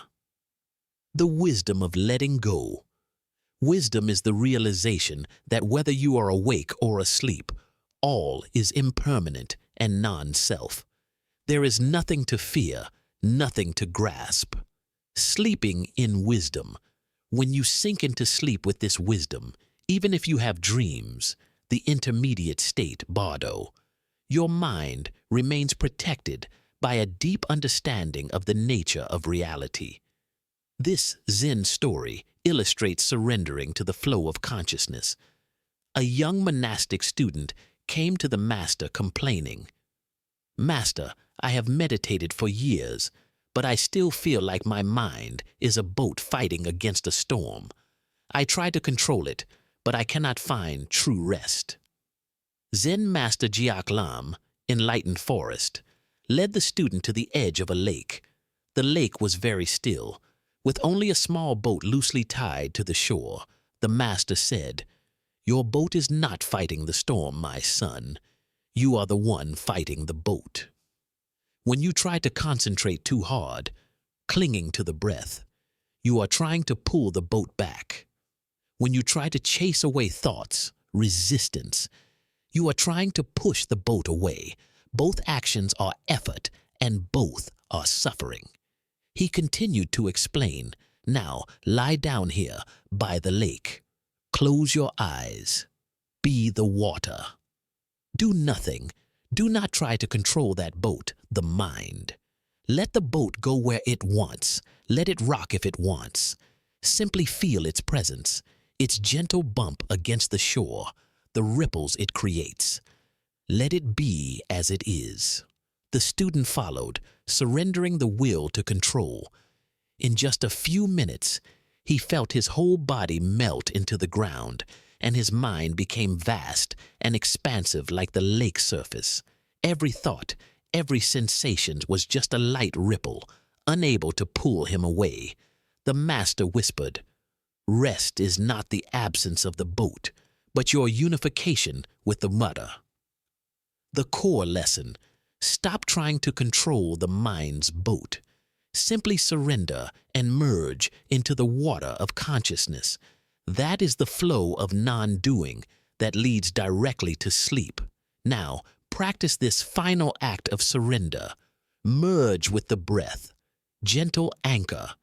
Feel the breath coming in and going out without control. Chapter 14 has completed its task. Inhale, exhale. Open awareness, the flow. Release the tight focus on the breath. Allow your attention to spread everywhere. The heaviness of the body. Sounds arising, abiding, dissolving. Thoughts like clouds passing by. The feeling of sleepiness, like a heaviness covering you. No judgment, no striving. When a strong sensation, like an itch, arises, simply note, itching, and let it pass. No resistance, no clinging. Absolute surrender. Feel your entire presence dissolving into the present moment. Let this state guide you through the threshold of unconsciousness, where waking and sleeping, consciousness unify. You have completed 15 chapters. Now you have reached the deepest state of relaxation, ready for the final wisdom and the complete healing of sleep. The next section will take you into the highest level of the doctrine of the four foundations of mindfulness: Satipatthana, contemplation of consciousness; Chittanupassana. We will learn how to release the final clinging to your own consciousness and enter blissful emptiness. Just keep surrendering, merging into the flow. Sleep is embracing you.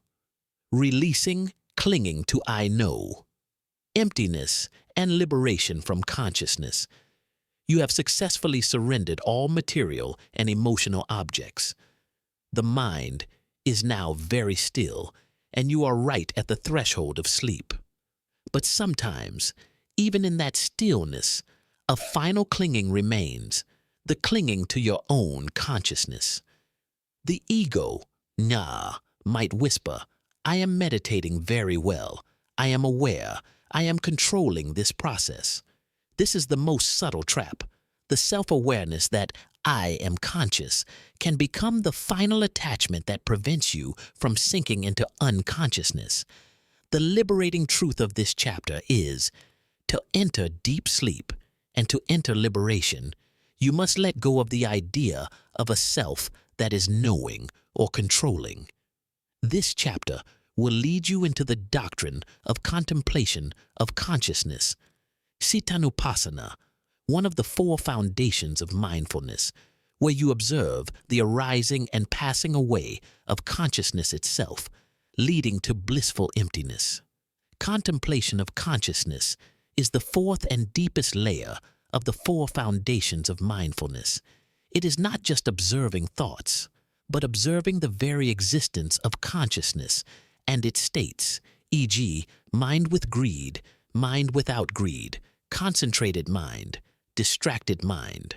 Consciousness, citta, is impermanent, like the body, Chapter 4, and feelings, Chapter 3. Consciousness is also constantly changing, always arising and passing away. It is not a fixed entity, releasing the observer. To achieve deep sleep, you must let go of the idea of an observer separate from what is being observed. When you let go of this observer, you let go of the final ego. the ground of being. When the clinging to consciousness dissolves, you do not fall into darkness, but into a state of awareness that is non-clinging, a blissful emptiness, shunyata, from which deep rest and wisdom arises. The action of contemplation of consciousness is just knowing without the knower. To achieve a deep understanding, we will analyze this subtle clinging. 1. The illusion of waking on the bed. The feeling of restlessness is often accompanied by the feeling of discomfort. I am awake pointlessly, clinging to consciousness. This worry is precisely the clinging to the state of consciousness. You feel that falling asleep is important, and being awake is a failure. Transformation through contemplation. When you contemplate this alert consciousness, citta, as merely an impermanent object, you see that it has no fixed essence. Alert consciousness must also arise and pass away, like everything else. You do not need to do anything to make it disappear. 2. Blissful emptiness. Shunyata. In the Madhyamaka, middle way, doctrine, emptiness is the true nature of all phenomena, not a dark nothingness. Emptiness opens to sleep. This emptiness is the absence of clinging. When you let go of everything, body, feelings, thoughts, and finally the consciousness of those things, you fall into absolute stillness, releasing's distinction. This is the release of the final distinction, awake versus asleep. You accept that awareness is happening and let go of the clinging to it, allowing it to transform naturally into sleep. 3. The technique of releasing the knowing. Letting go of the knowing self is not an act of forgetting. It is an act of subtlety, from noun to verb. Instead of saying, I am knowing that I am breathing, simply shift to, knowing is happening, or breathing is happening. Just presence. Let your awareness become transparent, like an uncolored pane of glass. It is no longer a controlling subject. It is just the space where everything occurs. In this state, enlightenment and sleep are no longer opposites, but two sides of the same coin. This Zen story illustrates the emptiness we seek. There was a great Zen master named Long An, Dragon Peace, renowned for his absolute stillness. Disciples often came and asked him about the secret of stillness. Long and often answered with an action. He would strike a large bell in the monastery and ask, "What did you just hear?" The disciples replied, "Master, we heard the sound of the bell ringing." Long An asked again, "And what are you hearing now?" The disciples replied, "Master, we are hearing silence. The bell sound has faded." Long An smiled gently. True, the bell sound is your thoughts, feelings, and events in life. You cling to them. The silence is the stillness you find after the bell sound has faded. But then he asked the final, deepest question. So what is listening to the silence itself? The disciples were puzzled.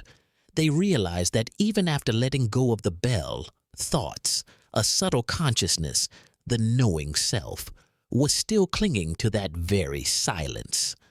Long An explained, that which listens to the silence, that is emptiness, shunyata. It is the non-clinging nature of consciousness.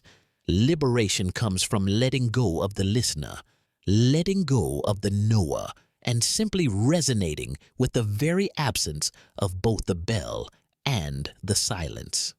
The core lesson: sleep is letting go of the clinging to the bell thoughts and the clinging to the silence itself, alert consciousness. Liberation lies in the selfless gap. Now, practice this final act of releasing consciousness. Identify the knowing. Recognize the subtle feeling that I am aware I am lying here. The observing self. Release the subject. Gently release the word I. Instead of I am knowing, let it simply be knowing, naturally occurring. Merge.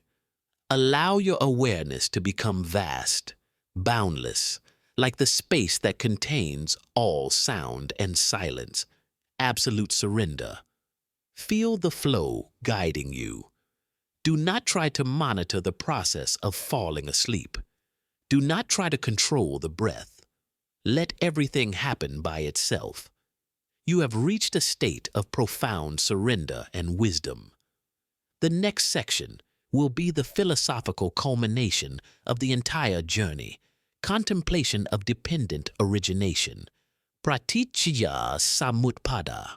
We will see that both insomnia and liberation are links in a chain of cause and effect, and how to break this cycle of rebirth.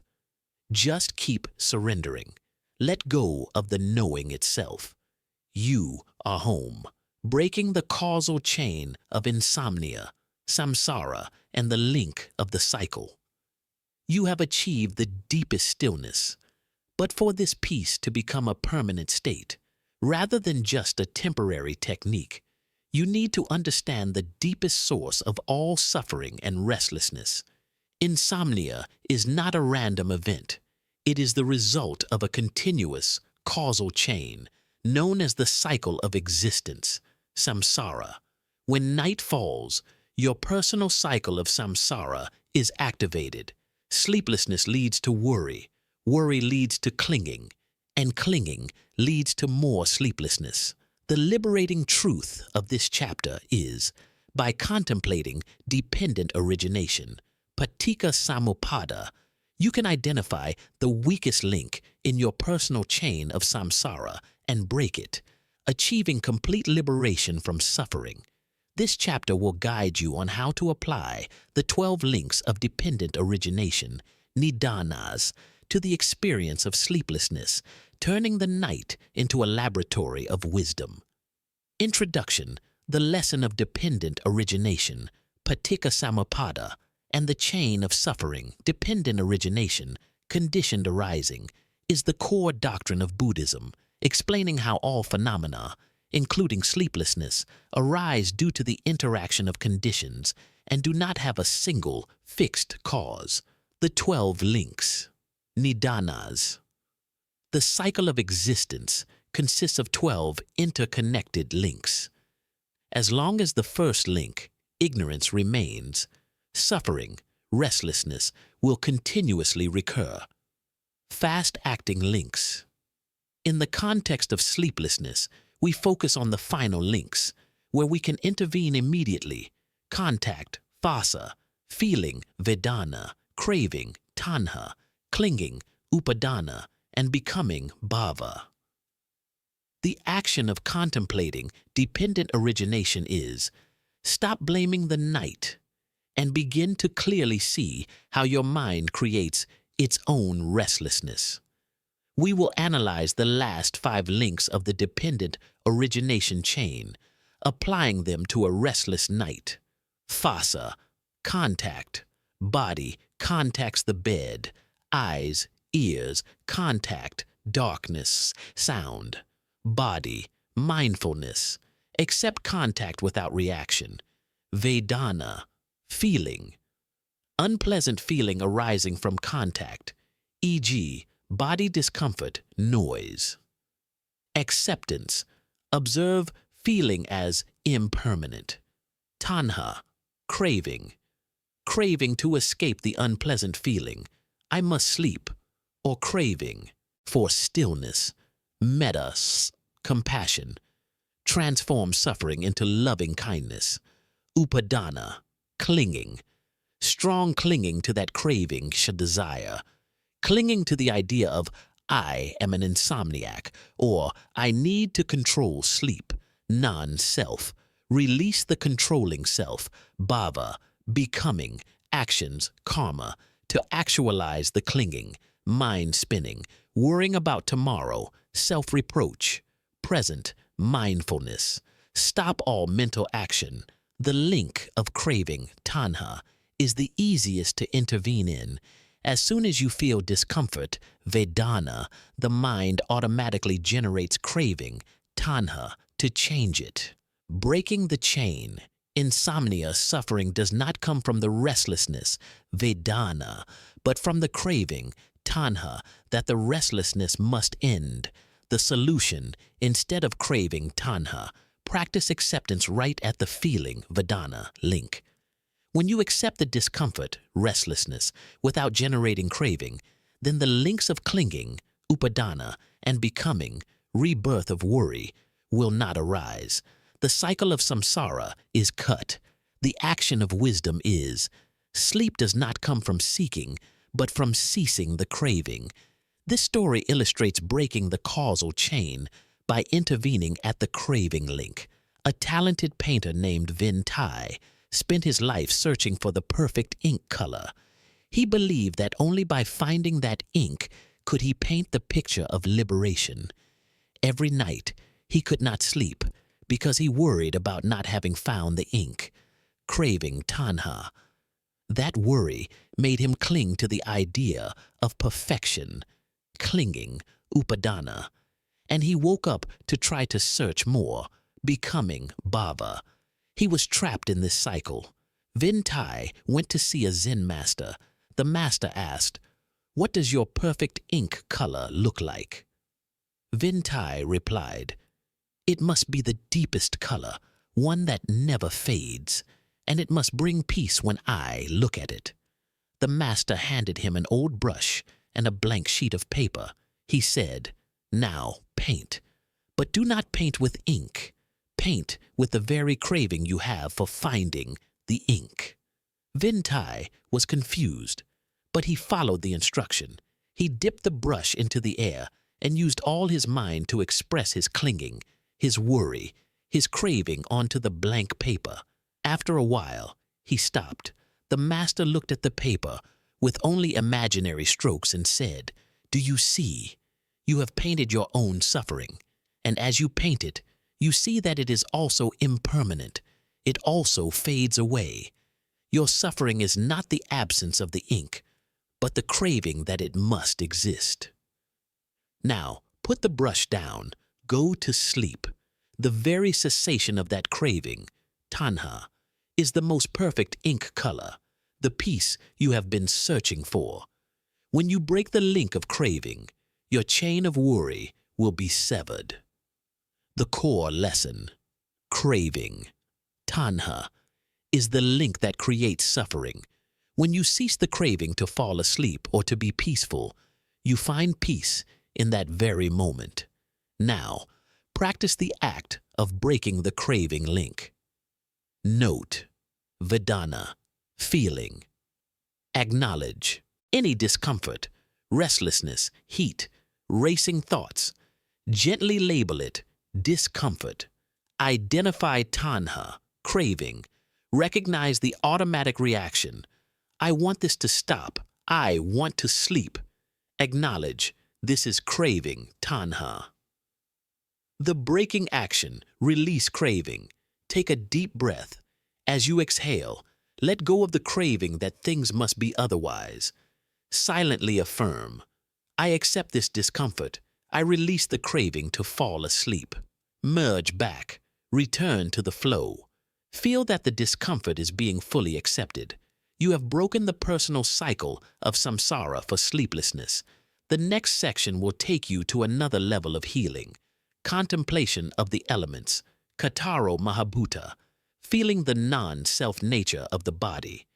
We will use the body scan more profoundly to merge the body into the physical elements of the universe, reaching ultimate liberation from physical tension. Just keep breathing, releasing the craving. Rest well, merging the body into the cosmos. Liberation from the tension of separateness. You have cut the causal chain of restlessness and released the final clinging to consciousness. However, physical tension can still persist, often in areas of the body that you unconsciously consider mine.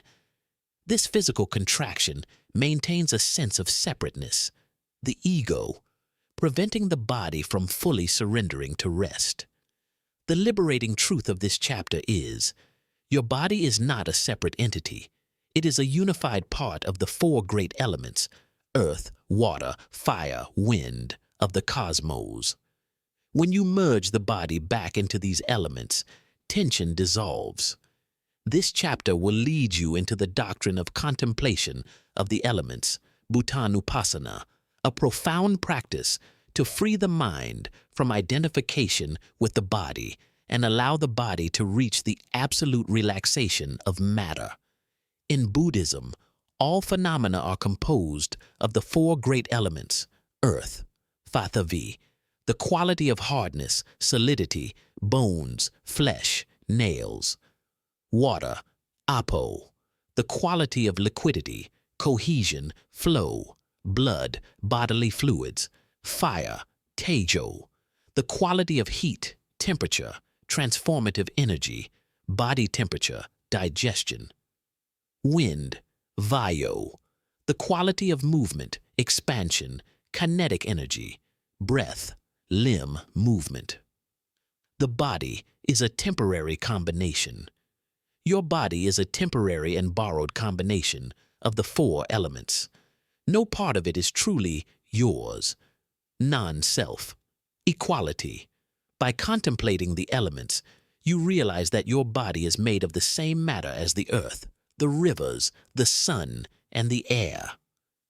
Separation dissolves. Isolation ceases. The action of contemplating the elements is to dissolve the body's tension by letting go of the illusion of its separateness. To achieve a deep understanding, we will analyze how physical tension maintains separateness and how contemplating the elements dismantles it. 1. Tension is clinging. Physical tension, e.g., clenching shoulders, jaw tightening, is an expression of clinging, upadana, to the body's form, and control. Resistance to dharma. By trying to keep the body in a rigid state, you are resisting the natural law of the dharma, the law of dissolution and change, impermanence. Dissolving solidity, earth. When you contemplate the earth element, you feel the hardness of bones and muscles. Then you surrender. This bone and flesh will return to the earth. As the clinging to solidity breaks, the muscles automatically relax. 2. Unification with the elements. Practicing contemplation of each element sequentially deepens the relaxation. Water, liquidity. Focus on the sensation of flow, blood, sweat. Inhale, feel the cohesion. Exhale, feel the melting, releasing the contraction, like water naturally finding the lowest, flattest surface. Fire, heat. Focus on body temperature. If you feel hot, tense, imagine that heat as energy no longer needed, being exhaled and released. If you feel cold, embrace the cold as part of the energy exchange with the environment. Wind, breath, space. The most dynamic element. Feel the in and out of the breath. Wind. Then feel the space, akasha, within the body, where the elements interact. That space is liberation, when the body is viewed not as me, but as a temporary mixture of elements. It automatically returns to the primal resting state of matter. This story helps us merge matter into impermanence and non-fixity. There was a Zen master named Chan Kong, true emptiness, who often spent time meditating by a large cliff by the sea. A young disciple asked him, "Master, every time I lie down, I feel my body is too heavy, too rigid, like a rock. I cannot relax." Zen. Master Chan Kong smiled, pointing to the large cliff. "Do you see that rock? It is hard, it is heavy, it is clinging. That is how you are holding your body. You are trying to make it eternal, solid." He gave the disciple a small handful of sand. "My son, that large rock over millions of years, will also break down into this dust. The nature of rock is not hardness, but disintegration. He asked the disciple to lie down, close his eyes. Now, contemplate your body. When you inhale, you feel it as a hard rock. But when you exhale, imagine that rock is disintegrating. First, it dissolves into earth. The heaviness is surrendered to the bed. Then water, bodily fluids, flows out, softening every contraction. The breath, wind, blows through the newly liberated space. And fire, heat, is evaporating. Feel your body becoming dust, becoming water, becoming air. You do not have to try to relax. You only have to accept the truth that you are impermanent matter that is dissolving. As the student practiced this, he felt his body was no longer a heavy object, but a gentle stream of energy, completely merged into the bed. The core lesson: when you let go of the clinging to the body's solidity, earth, and its separateness, you free it to return to the primal resting state of matter. Now, practice the contemplation of the elements to release the final physical tension, earth, heaviness. Feel the weight of bones and muscles. Exhale, surrender this solidity to the bed. Silently affirm, I am earth, I am letting go. Water, liquidity. Feel the softness, the looseness. Exhale, allow all contractions to melt, like water naturally finding the lowest level. Silently affirm, I am water, I am dissolving. Fire, warmth. Feel the heat. Exhale, release any tense heat. Silently affirm, I am fire, I am balancing. Wind, space. Feel the air of the breath moving. Exhale, feel the space within the body expanding. Silently affirm, I am wind, I am free. You have liberated the body from the tension of separateness. The next section will be the final stage of transformation, contemplation of space. Kasha, we will extend the contemplation from matter, the four elements, to infinite space, achieving complete liberation from all bondage. Just keep breathing, feeling your body merging into the cosmos. You have returned to the rest of matter, liberation from all limits, infinite space, and the final abode. You have dissolved the physical body into the four elements, making the tension of matter vanish. You are no longer a fixed form on the bed. However, there remains a subtle sense of the space your body is occupying, a boundary between you and the world. This boundary is the final limit of the mind. The clinging to the idea of I am here and the world is out there is the barrier preventing you from fully merging into boundless peace. The liberating truth of this chapter is, physical space is not a limitation, it is boundless. By merging into infinite space, akasa, you free the mind from all bondage, and rest becomes limitless. This chapter will lead you into the deepest meditative level of Buddhism, formless jhana, the sphere of infinite space, transforming your consciousness into a vast space where sleep is no longer an event, but an expansion.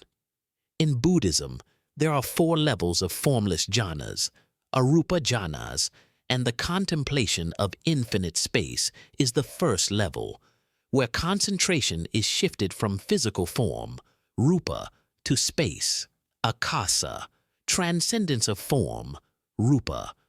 You have let go of form, the physical body, the four elements. Now, only the awareness of the space the body once occupied remains. Consciousness is space. You do not observe an object in space. You are the space itself. Space has no limits, no center, no beginning, and no end. Liberation from separateness. When you become boundless space, all worries, all restlessness, and all tension, because they have form and limits, become small and dissolve in that vastness. The action of contemplating infinite space is stop trying to find the limits. Expand the mind beyond all limits. To achieve a deep understanding, we will analyze the connection between psychological limits and physical limits. 1. The limitation of the psyche. Insomnia often stems from a mind that is limited and contracted by personal thoughts. I must do this. I cannot sleep. Feeling trapped. The mind feels trapped within the body, within the room, within the problem. This feeling is the source of agitation. Contemplation of space. When you contemplate the sphere of infinite space, you are doing the opposite. You allow the mind to expand infinitely, transcending the boundaries of skin, walls, city, and cosmos. 2. Decentering. This is the peak of the non-self practice, the illusion of center. We often feel ourselves to be the center of all problems and all observation. This illusion creates continuous tension. Centerless space. Boundless space has no center. By merging into it, you let go of the role of the self as the center of the universe, merging into sleep. In boundless space, there is no longer you who is trying to fall asleep, but only rest occurring within that space. The striving ceases. 3. Subtle energy application. Use the breath as a tool to expand space. Inhale. Inhale the life and air, wind, filling the space. Exhale. Exhale the vastness of space. Imagine the exhale expanding the boundary of your consciousness by 10 meters, then 100 meters, then infinitely. The sensation of dissolution. Feel your body becoming a transparent, hollow mass within that space. The weight of the body, earth, and all limits have been dissolved. You have created a psychological state in which peace is limitless. This story illustrates the liberation of the self from physical limits. A Zen master was sailing on the sea with a disciple. While sailing, a fierce storm struck. The disciple was terrified, clinging tightly to the side of the boat, worrying about being submerged. Zen master Jiak Min, enlightened light, smiled, handed the disciple a wooden cup and a rope. He said, "You are worried that your small body, the cup, will be lost in the boundless ocean, sleep and the cosmos." He asked the disciple to tie the rope to the cup, drop it into the sea, and hold the rope tightly. "What are you doing, master?" the disciple asked. "The cup will be smashed by the waves," the master replied. "Keep holding on. You see, your worry is the clinging to the rope. You are holding on to the separateness of the cup. The harder you try to hold on, the more the waves, restlessness, will crash against it. Now, let go of the rope." The disciple hesitated, then released his grip. The cup immediately merged into the ocean, floating with the waves. The master explained, "When you let go of the rope, releasing the limit of the self, the cup, the body, is no longer resisted by the waves. It becomes a part of the ocean. Now close your eyes. You are no longer the cup. You are the boundless ocean. All worries are merely small ripples on the surface. Sleep is this unification, the core lesson. Sleep is letting go of the rope clinging to the limit of the self, the cup, and becoming the boundlessness of space and existence, the ocean. Now, practice this final act of self-liberation. Feel the emptiness. Feel the scattered emptiness within the body. Expand the space. Begin to expand your awareness beyond boundaries. Exhale. Space expands to the walls of the room. Exhale. Space expands beyond the city. Exhale. Space expands beyond the sky, infinitely. Absolute merging. Feel that you are no longer an individual lying on the bed, but a vast, boundless consciousness containing the room, the house, and everything. Release the knowing. As in Chapter 16, let go of the very idea of I am meditating on space. Only limitless presence remains. You have reached the state of liberation. The next section will be the concluding chapter and final philosophical synthesis, the unification of waking and sleep, Buddha nature in dreams. We will learn how to carry this awareness, mindfulness, into dreams, dream yoga, so that liberation continues even in unconsciousness. Just keep breathing, dissolving into infinite space. Rest well. Duide la banzik sang tieng ang, ko gang zung wen noi zung va van fong ko bai viet. English translation: mindfulness in unconsciousness, Buddha nature in dreams, and the end of samsara. You have traversed the entire journey, from calming thoughts to dissolving the self into infinite space. You have reached a state of absolute surrender and peace, right before the threshold of unconsciousness. But there is one final question. Does this awareness and mindfulness, sati, end when I fall asleep? The truth is, if your awareness is completely interrupted when you sink into sleep, you are still trapped in the cycle of existence, samsara. Sleep and dreams is a critical intermediate state, bardo, where your anxiety can be recreated. The liberating truth of this chapter is, the ultimate goal of meditation is to maintain the knowing, the Buddha nature, even when consciousness, citta, ceases its surface activity. By bringing mindfulness into dreams, dream yoga, you transform sleep into an act of enlightenment, completely ending the rebirth of suffering. This chapter will synthesize the entire philosophy of the book and provide the final method to ensure your peace continues even in the dream realm.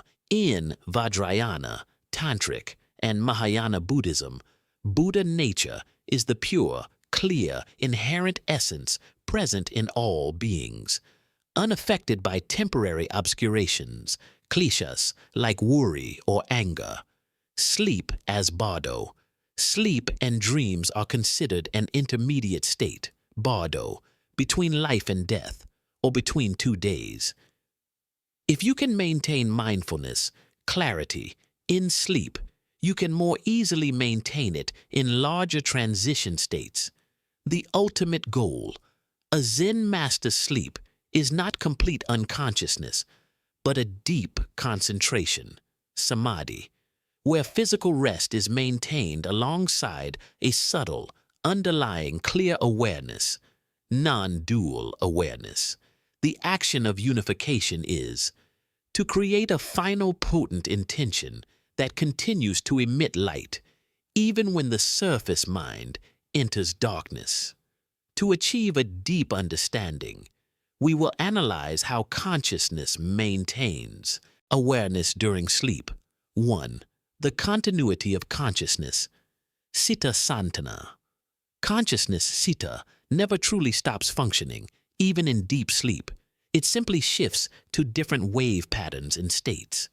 Ground consciousness, like the boundless sky, Chapter 19, there is a fundamental layer of consciousness, storehouse consciousness, alaya vijnana, that always exists. If you can let go of clinging, upadana, to surface consciousness, thoughts, you fall into this ground layer. Wisdom as light. By meditating deeply on non-self and dependent origination before sleep, you anchor these insights into the storehouse consciousness. When dream images arise, stories, forms, these insights act as a light, allowing you to recognize This is a dream, lucid dreaming. 2. Basic dream yoga technique. Although dream yoga is a complex practice, the single action you need to perform in bed is ask the final question, just as you feel yourself sinking into sleep. The flow state, chapter 15. Ask your mind a simple, intentional question. Is this a dream? The marking intention. This action plants a seed of lucidity into the storehouse consciousness. When dream images begin to appear, this seed can sprout, and you may realize you are dreaming. Ultimate liberation. When you realize you are dreaming, you are no longer afraid. You know that all objects, all forms, all problems in the dream are impermanent and have no intrinsic reality, non-self. Just as in waking, anxiety will dissolve. 3. Ending the personal cycle of samsara. By maintaining this lucidity, you truly end the rebirth of suffering, dukkha, suffering rebirth. Worry and resentment are often reborn in dreams, cessation through mindfulness. When you know you are dreaming, you can transform fear into compassion, metta, or dissolve scary images by contemplating non-self. This action is the end of your personal samsara. This story is the final synthesis of all Zen truths. A king came to the Zen master and said, "Master, I have learned all your techniques. I have cleaned my house, body, wiped the windows, mind, and thrown away the luggage, past. But I still fear the darkness, the unconsciousness of sleep." The master said nothing. He handed the king an empty wooden box. "Your Majesty," the master said, "if you fear the darkness, you must find the eternal light. That light is here, in this box." The king was confused, looking into the empty box. "Master, I see nothing but emptiness." The master smiled. "Exactly. That is the sphere of infinite space. Now, Your Majesty, take this box back to your chamber. Place it near the window. When night falls and the moon rises high, look into the box."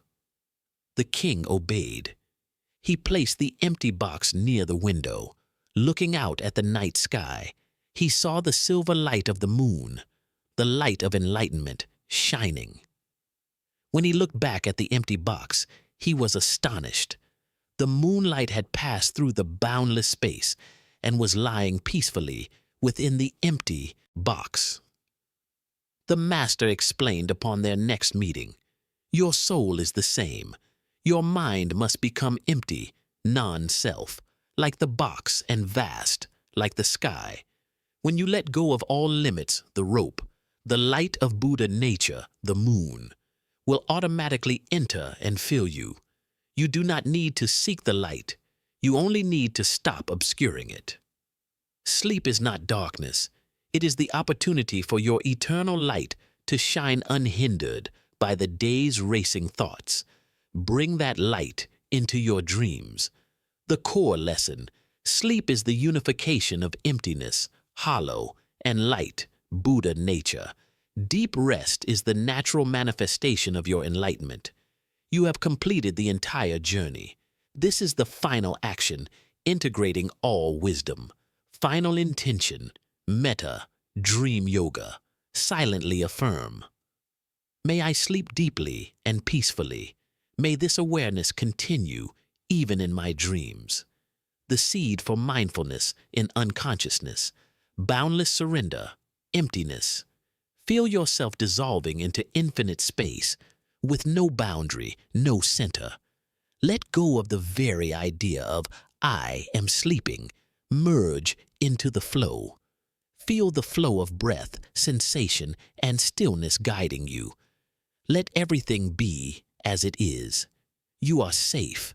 You are peaceful. Sleep is embracing you, and you are embracing the boundless cosmos.